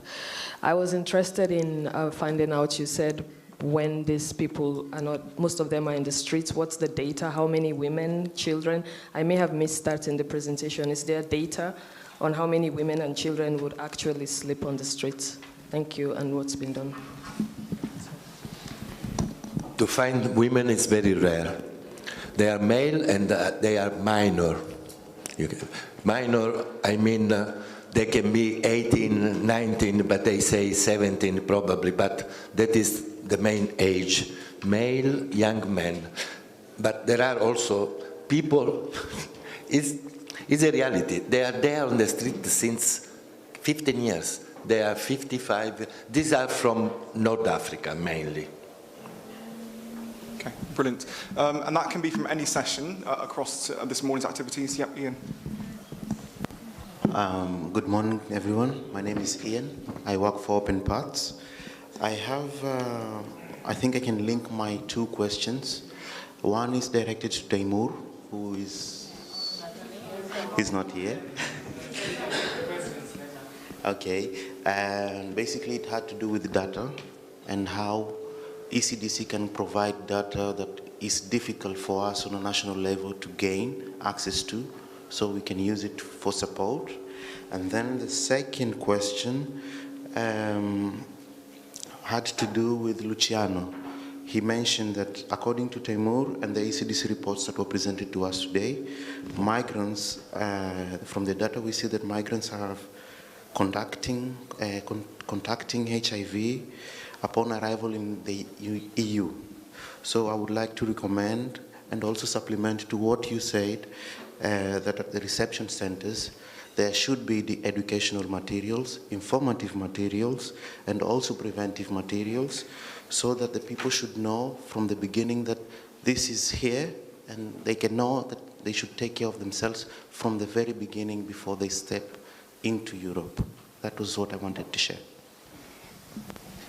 Yeah, so just to respond to the question aimed at Timo, he had to catch a flight out because he's got another meeting, but he asked me to inform everyone that if you need any data for your country, for advocacy, you should let me know, or you should let him know. You can actually write to us, and we can share his details with you so that he can give you that information directly. And he also asked if there are any questions related to the work he's doing or the presentation, that you could send those to us and he will respond to you directly. Okay. Any other questions? As I said yesterday, these people on the street, they are invisible for the public services, but they are really visible for the criminal organization. So they are involved as soon as in dealing in selling drug and in the sex market. So this is the way they become positive, because when you sell drug, this is the story of drug users. You start selling after you become user and after you become abuser. And this is the main way to get HIV. And as you know, most of the African from the sub-Saharan area, they drink a lot. They go on drinking beer. So this is the main way, not drinking beer, but drinking beer plus crack. They become very vulnerable for HIV. The one who are involved in the in the sex market, you know, we discovered that some people, men, they are involved in the group session of the Italians, and that is a very risk behavior to get HIV. Okay, Maura. Thank you so much. I just wanted to comment on what Ian has said. I mean, from experience, speaking from experience and speaking about Germany, example where I live, example, when we talk about migrants lack information at the reception centers, I mean, in most of the time from experience, they have the information about HIV and infectious diseases and so on. But what we have to know is also they're exposed based on the status, which we were emphasizing since yesterday to date. It's because of the status. Because I remember when I arrived in Germany, example, at the immigration office, they would tell you, in order to stay in Germany, you have to have a baby with a European or a German citizen, or you marry. So imagine you come at this moment. I mean, thank God I didn't have a baby to get my status. But there are hundreds and thousands of people who are every day and night going to clubs on the streets looking for women to sleep with them and to have baby. They are doing it out, they know the risk, everything. They know, they have the knowledge and everything about the risk of not protecting yourself and so on. But all what they want is the status. They want to sleep with anyone they meet on the street, to have baby, to have status, unknown people without even knowing their status. So all these problems we're talking about, it's all about status. They can be prevented if they have status. They will not be exposed into that. But it's based on the status. This is big problem. Speaking about Germany example, right now, every day young men are going hunting on streets and clubs to find women in order to have this stay. And they are meeting people outside randomly in the parks where I walk, you know, people who do not even know their status. They do not even know them. They just meet one night and sleep with them. In most of the time, they come to us, I slept with someone 2 days ago, and then I've been exposed with this and this. We realize that it's either, you know, STI or hepatitis or whatever. So far, we have never tested HIV, but maybe this is on trend. This is coming. So just to put addition to what you have said. So much for that, Maura. I think it's interesting to look at the impact of desperation in the wider picture. It's not out of lack of agency or necessarily lack of understanding, but it's just show desperation. Susan, did you have a comment? And then we'll come back to Jacqueline.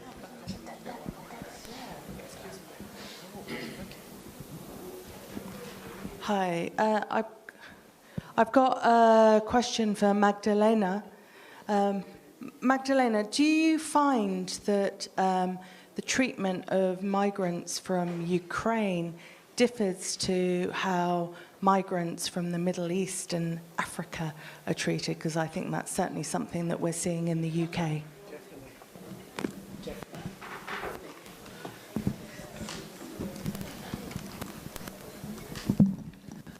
The answer is no, because Polish guidelines have individual treatment for everybody. The problem was that 80% of Ukrainian people use this TLD. 80% of Ukrainian has only this one treatment, TLD, and it was not available in Europe because it's Indian generic. So all Ukrainian people and all people coming to Poland and have access for antiretroviral treatment have access for all drugs. Poland is one of the, in this part, I think, the best country in Europe that we have access for everything, and the decision is going from the doctors, from clinicians. So we have right now even implementation of long-acting injectable treatment. So it wasn't a problem with treatment. The problem was that, first of all, for what should be switched if we didn't have some component. For example, Truvada was finished quickly. And then what to do if we switch for this treatment when those people need to come back to Ukraine because they will need again switch the treatment. So this was also the discussion from clinician how to switch to be safety. And so, but it wasn't the problem with treatment. The Polish government spent huge amount of money to buy this treatment and get treatment, and so it's not different between treatment for migrants and for Polish people. It's exactly the same. Sorry, was that your question? Yeah, that wasn't quite what I was asking. Sorry, I think it's actually been bit more clear, sorry. I meant in terms of, is there more hostility? Oh, about treatment between... Yes. Yes. Sorry. The problem is with war migrants have special issue, so they do not any documents if they or anything that they are war migrants, they have access for everything.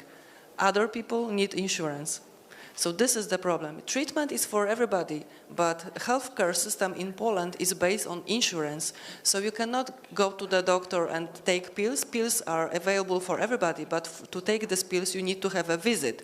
And to have a visit you need to insurance. So this is the problem that we face from years. And right now also National AIDS Center try to change the law that not only the antiretroviral treatment is without insurance, but the visit for antiretroviral treatment should be out of the insurance. But it still exists, and yes, it's the problem, and it was problem for those people for what I mentioned at the beginning, that we and they stay in Poland, so they were not war migrants officially, so it was also the problem what to do with them. So yeah, this is the solution with, for example, Georgia people who are coming to Poland and they're illegal. They need somehow help to organize the insurance to go for HIV clinic.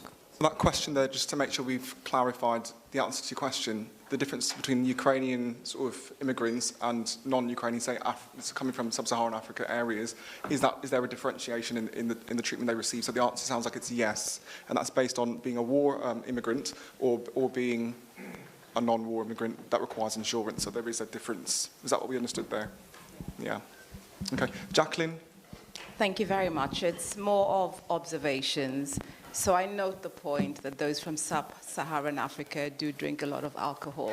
But let's put this into context.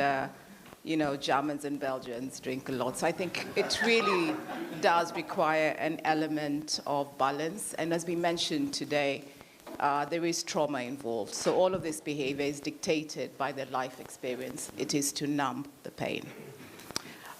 There's also been an observation about the fact that some migrant men may be looking to become fathers to secure their status. I would like to highlight that it's some. I think it would be a distortion to have a picture whereby all or a majority of black migrant men are looking to become fathers. So yes, this is true, but everything is about balance. I must also note that whilst they're doing this, they're having intercourse with European people, men, women, or those who, you know, so again, that is willing. And perhaps what we should note here is that there's a risk to the migrants and also to the natives. So, and this may be the unlocking, I think, in terms of looking how to approach and lobby government, because this is intercourse between those who are migrants and also those who were local. So whilst we're here talking about the migrants, this is a risk to all involved. And we're in a position whereby we do hope that in the near future, this will be a problem regarding everybody and not this little siloed ghetto thing about looking at migrants, which affects everybody. The consequences are far-reaching for the entire population. The question and observation about difference in treatment in terms of Ukrainians and non-Ukrainians. I am going to be absolutely blunt and speak from my own experience as a human rights lawyer and activist and somebody working within the community. In the United Kingdom, it was traumatizing to see the response to the Ukrainian refugees. Yeah. We all want to support refugees from all parts of the world. So I have to caveat it by saying it was not trauma by seeking support for Ukrainian refugees, but it was the disparity between. And the only example that I can give with regards to this is that for Ukrainians, we're offering you a home in our house and we'll give you a stipend to support them. For non-Ukrainians, we're looking to fill you up in an aeroplane and take you to Rwanda. And whilst this would affect general immigration status, I think there is no jump to say that then access to medical care will be under the same lens. So I am seeking to be blunt as possible so that we can really address this. And I say this as an opportunity. having realized the disparity, what do we intend to do about this? Because all humans matter regardless from where they come from. All migrants matter regardless from where they come from. Healthcare should be universal. Thank you.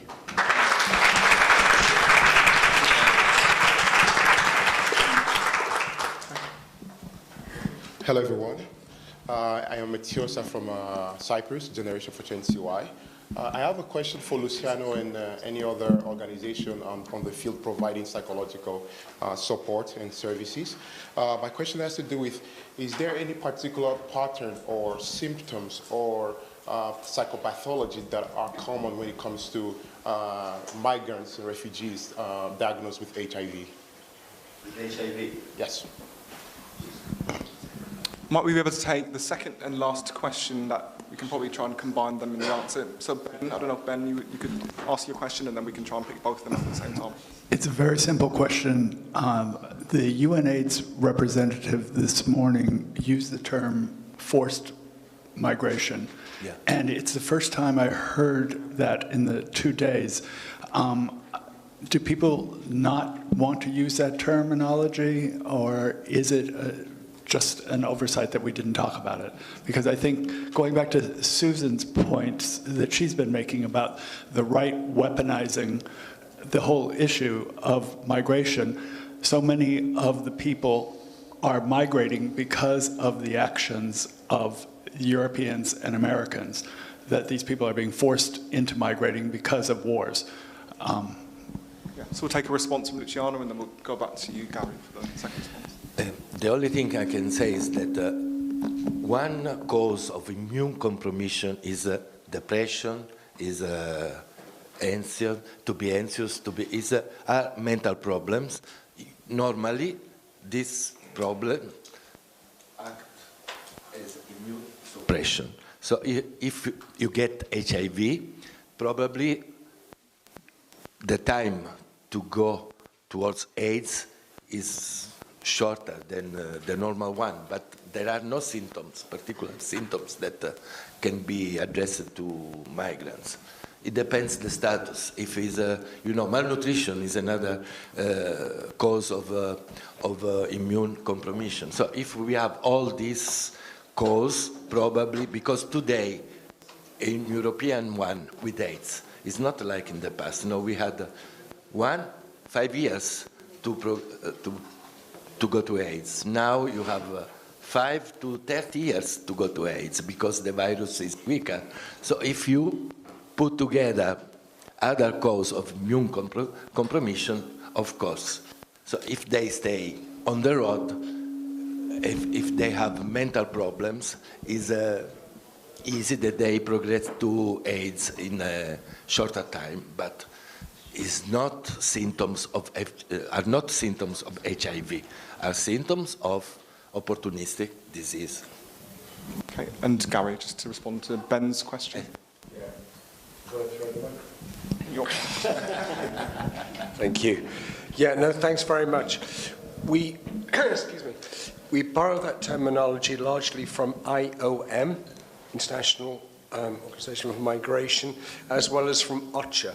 It's simply the two of the numerous classifications of migrants, if you will. The two big ones, one is voluntary migration, where somebody goes of their own free will and there's absolutely no force or coercion. The forced part comes in, for example, if you're caught up in violent conflict, a civil war, climate disaster, you've lost everything in a flood or a fire or a drought. You belong to an ethnic minority, for example. You fear for your life and you have to run as fast as you can. That's the forced migration. So it's just to make the point that voluntary, that's different altogether. The normal routes of migration, that includes such things as students, for example, seeking education in another country. The forced part is when you have absolutely no choice but to survive, you have to go. Thank you. I'll hand back to you, Elizabeth. There is one other question if you'd like to take it, which is Ian, but I'm handing back to you now. Thank you. My response is to Etiosa. In terms of mental health, because I practice mental health on HIV positive people in the community, we tend not to classify or to try to put people with symptoms, because each individual has a different way of coping and has a different resilience system. So you cannot use a one-size-fits-all specifically for mental health. You just need to accept what they bring and go with what they want to work on during every session. That's the only advice I can give you from my experience from the field. You need to offer the test. You need to offer test. No, they don't have any symptoms. No, I meant for the people, his question was for the people who are already positive, and they know this, and they come for you for mental health support. You just need to go with what they want to work on and drive through that. Good. Well, many thanks, Harvey. I believe there's perhaps more questions, but we have lunch soon, so I'm also sure that on a bilateral basis you still can continue discussing, really. I'm going to go to Ferenc for a summary. I already saw you there, so great indeed that you will give us a brief summary of the key points, which is probably not an easy task, because I think we have discussed a lot. But over to you, Ferenc, for a short summary. It's actually here. Hello? Yes. Thank you. This one.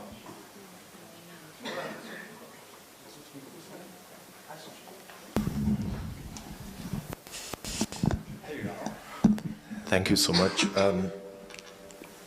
Yeah, it is very difficult to sum up what we just were talking today, but as we are at the Mind the Gap Summit, I really want to start with the gaps that were mentioned today.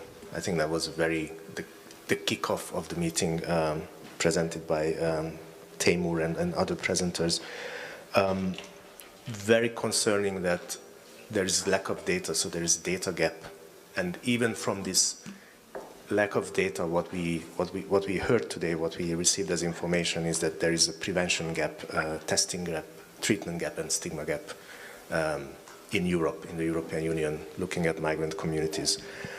Then we also heard there is research gap from the Fast Track City presentations, not knowing enough about the complexity and the multi-dimensional, multi-level complexities of the communities we are working with. From WHO, what we heard that there is a gap in implementation.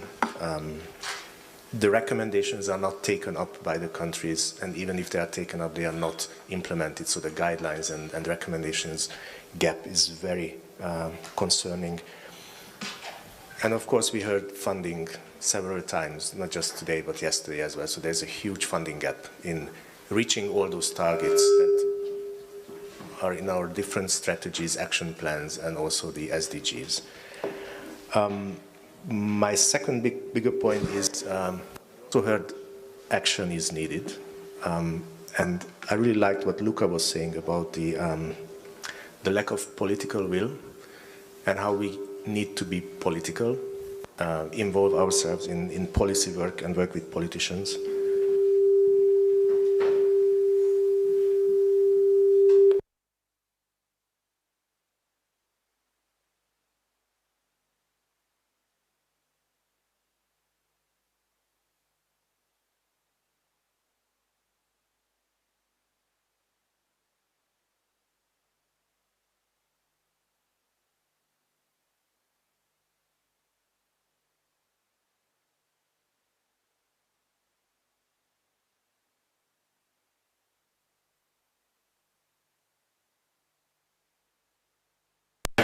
Yeah, it shows, engaging in policy work with politicians, it's not easy. But I just wanted to reflect to two topics that was brought up by the European Commission's DG Santé representatives, and these are the thematic networks that is just being launched. One of them is coordinated by the Civil Society Forum. It is looking at HIV, TB, viral hepatitis, and STIs in Europe, and focusing on access and availability, criminalization and legal environments, cross-border healthcare, which is very relevant for the topic of migration and stigma and discrimination. And there are other 3 thematic networks. One of them is called DISCO. It is looking at discrimination, specifically on racism. So I really encourage people at the table to engage with these networks. There is one on mental health, which is also very relevant from the migration point of view. And there is a very interesting thematic network on artificial intelligence. And during the kickoff meeting, it was already brought up whether artificial intelligence in healthcare services might increase inequalities, looking at poverty and other access issues. So I encourage everyone to engage with these thematic networks. There is hope that what we are saying and our statements will be read and hopefully taken up by policy and decision makers in Europe. And finally, I was very happy to hear and see on the screen the Universal Declaration of Human Rights from 1948. It's going to be 75 years old next year. And also the gap, how we are not, the commitments are not lived up. We need to keep our decision makers and our elected officials committed to these human rights. There was the Article 13, freedom of movement today, but also from the UNAIDS representative, we could hear about the right to health, and also in a bit broader sense, the right to universal health coverage, because without that we cannot end AIDS, and also we saw from Professor Lazarus's presentation, we cannot end other pandemics either. And just as I was thinking about this human rights declaration, I wanted to bring you to Article 1, which is talking about that all humans beings are born free and equal in dignity and rights. And it was very, very concerning to hear from UNAIDS representative about the subhuman conditions that most of the migrants are, regardless of the phase of migration in transition on the road, etc. So these are my key points. I'm probably, it's very biased because it was what I was listening to, but I want to thank again to Dennis and all the team to put this summit together, and we were very happy to be part of it from AIDS Action Europe, and looking forward to further collaboration. Thank you.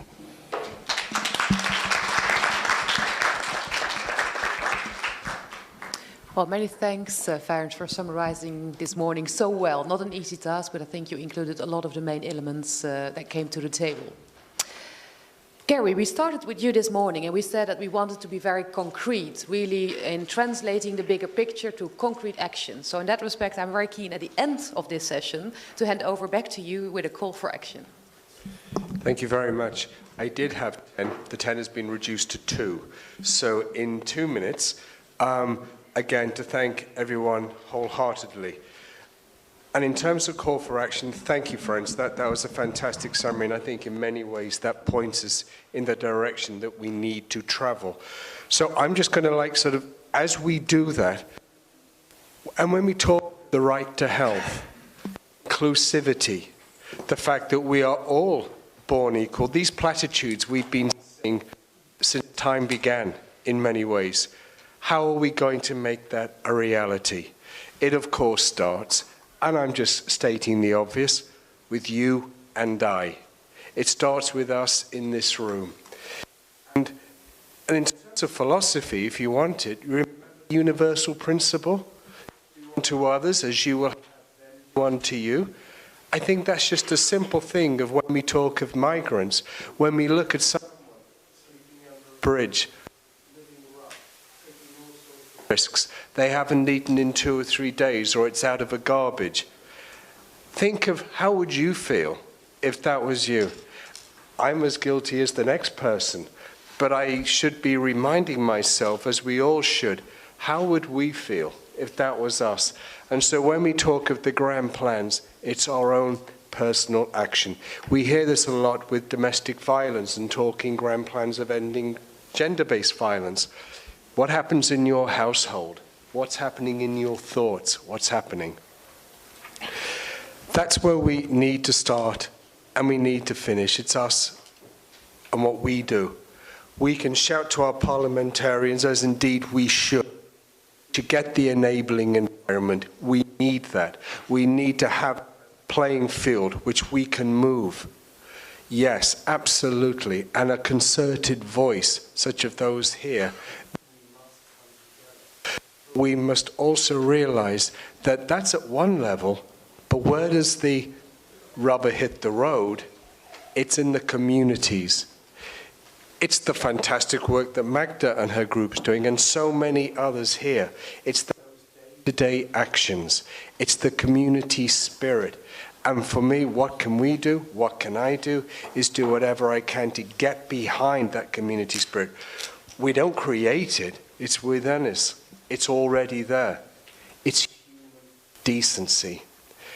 And to close, when we talk of human decency for migration, we need to dignify healthcare for migrants.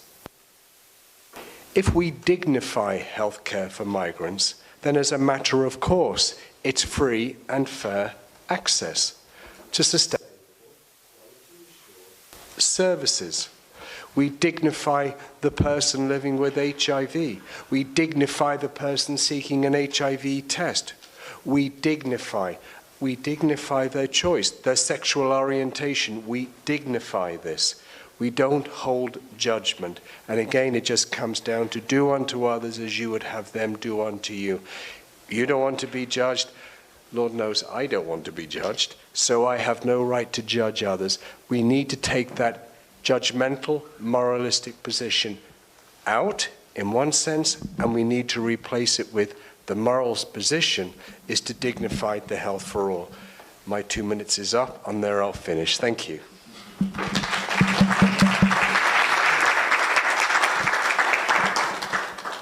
Well, many thanks, Gary, for that very powerful call to action. With that, I would like to hand over to Dennis, because Dennis, I know that indeed before we go to the next room for lunch, that you would like to say a few closing remarks, and thank you. I'm sure there is a mic left somewhere. Well, the mics keep ending up this end. They sort of gravitate. Thank you. Okay, is it? Oh, cool. So I got a few quick notes. So first of all, just to here, great.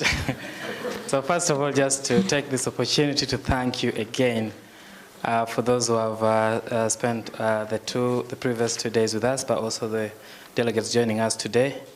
I know everyone is quite busy, and it's not easy to spend a whole day or even just 3 hours on matters such as this.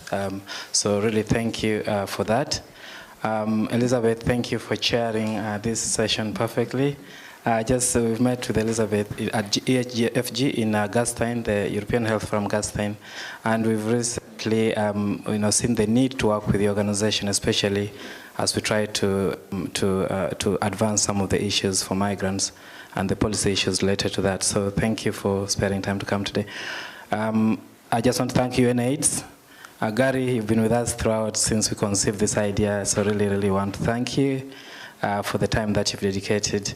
And also, friends, AIDS Action Europe is a huge organization. We recently got a good funding from European Commission as a partnership. Many organizations here are represented. So we are going to work on some HIV work for marginalized population. And of course, everyone recognizes the work AIDS Action Europe does. So it was great to have, AAE as a partner. I also want to thank IAPAC. Gonzalo is here, who is the president of relations for IAPAC. Jose has been very supportive of the issue of migrants. As you know, fast-track cities are where migrants end. So thank you so much for the work that you're doing, and also we are very proud of the collaboration with you. And of course, I'm not forgetting our facilitators and speakers who have done an excellent job over the past 2 days. So thank you very much for that as well, and we want to continue involving you and to help you, to ask you to help us shape the program as we plan for the next summit. I also just want to take this opportunity to thank my team, Anna, Amy, and Judy. If you may please stand up just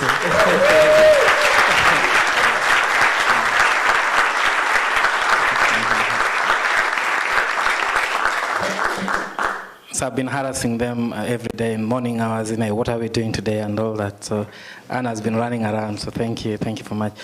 Just also to thank our media partner, the wonderful gentleman, I just don't remember the name, but the team, after 2 days, and the wonderful lady at the back there, Dasmel is a good media company that has really given us so much over these 2 days. I think that we're really proud to have been introduced to you. So thank you also for the work that you've done. And of course, I'm not forgetting our funders. Gilead Sciences has largely funded, has actually sponsored this program, this summit particularly. But we also want to thank VIV because they contributed as well to the summit. And also we want to thank MSD. MSD is also supporting our My Health partnership, and as well as Open Society Foundations for the funding that we received to run My Health. So just to thank them for that. And also, finally, just to say for delegates who have joined us today, for anyone who don't have their contact details, we'd like to request you to contact details so that we can be in touch with you. We are planning a parliamentary event early next year, but we're also planning another summit, this summit next year. So we would like to have a better preparation and make sure that we have the right people in the room, and it will probably be bigger than this. So we would like to continue getting involved and engaged with you. So please leave your contacts behind. And I think that is it. We're going to have lunch. Please make sure you have lunch before you go. But before that, someone has reminded me that we need a photo operation here. So it would be good to have that. But again, I just want to to recognize the steering committee. We have a steering committee composed of Ben here. Ben Collins has been great supporting us. Christian Noslinger, professor from ITM. And she's sitting somewhere there. Christian, and Cham, of course, who was not here, who has not been with us today, but also Gary was part of the steering committee. So thank you for helping us put together everything. So really, that's all I have for today, and I just want to say it's been lovely and a privilege sharing this summit with you. And I hope for those ones who are traveling today and tomorrow, have a safe journey back home. But before you leave, I've been reminded that we need a photo opportunity here under that banner there. So if we can just, as a group, try and find a way of standing on this platform and having a photo, and then you are free to go for lunch. And finally, reimbursements. So reimbursements are going to be done. If you have any expenses that you've incurred in terms of receipts for travel and everything, please make sure that you get reimbursed before you go. So Anna and Imi are going to be handling that. So photo opportunity here. Thank you.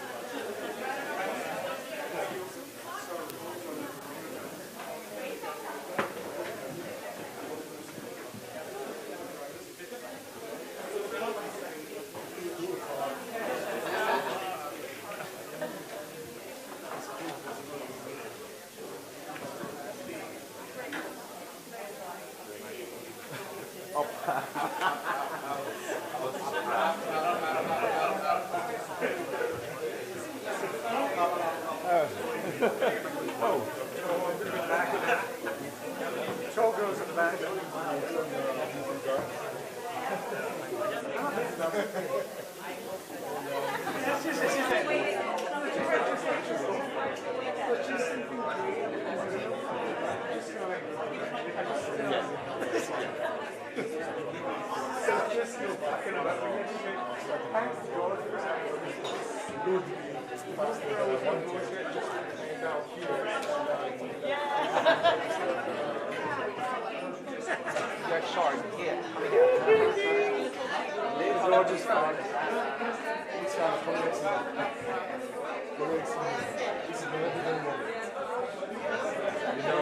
I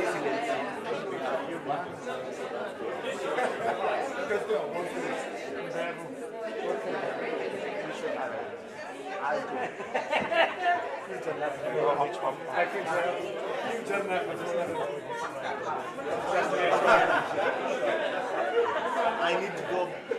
Everyone come. Unfortunately, I need to go back.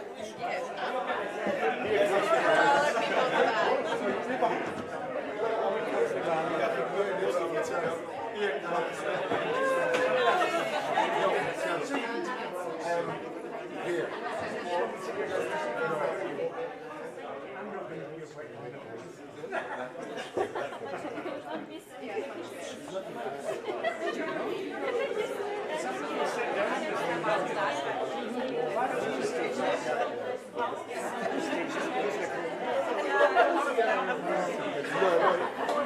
Somebody should stand in the room behind you. There's room for tall ones there, and then we do another round of.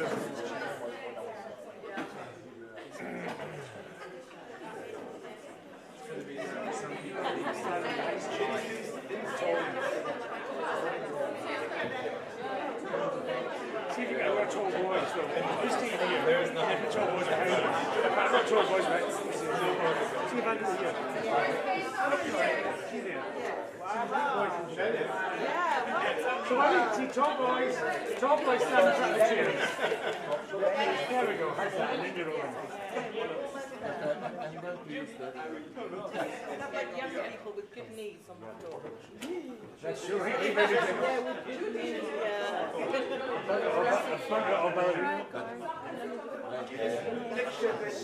Why? Just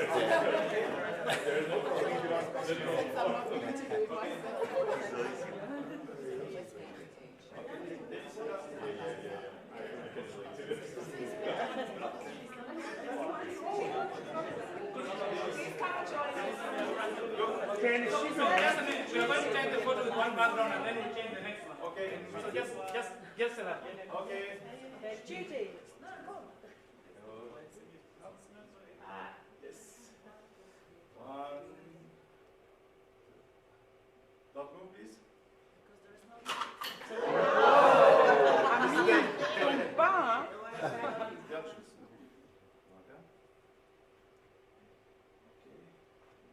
The other one? You have another? With the projection, just projection. Be careful as well. Don't close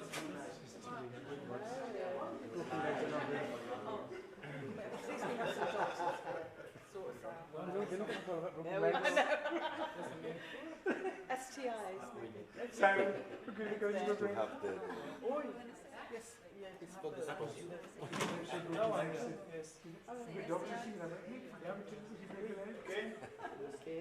Okay. And here. That? No. They change. Yes. Move it, please. Okay, the kids will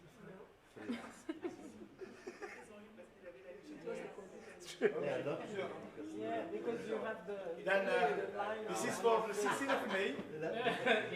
Yes, the 16th of May is the Day of Living Together, International Day of Living Together in Peace. And the 17th of May is the 17th of May is the day after. The day after. Yes. Is the International Day against homophobia. That is very, very important. Then we send for the internet official a selfie. So come. Thank you very much.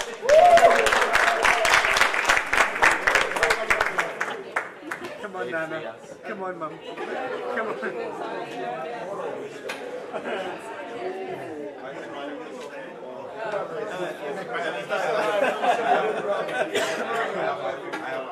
Sorry, you know why?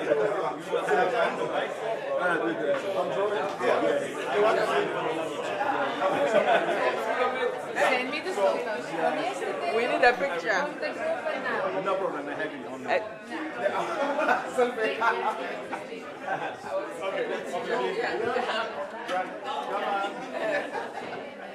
Whose phone is? Whose phone? Moro.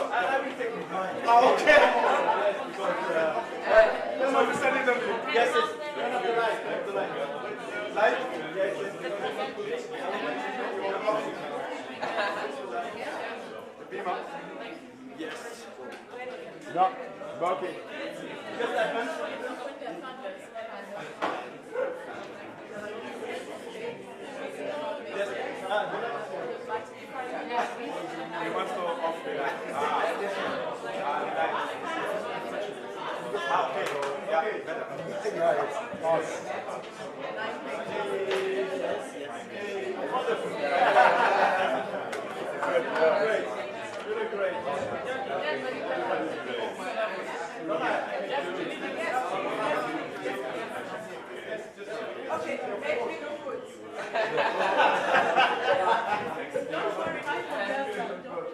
Where you come?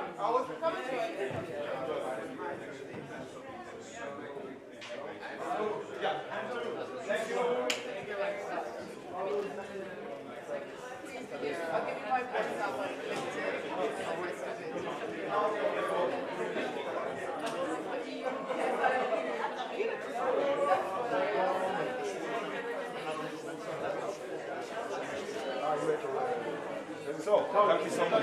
Yeah, we'll be in contact. Yeah.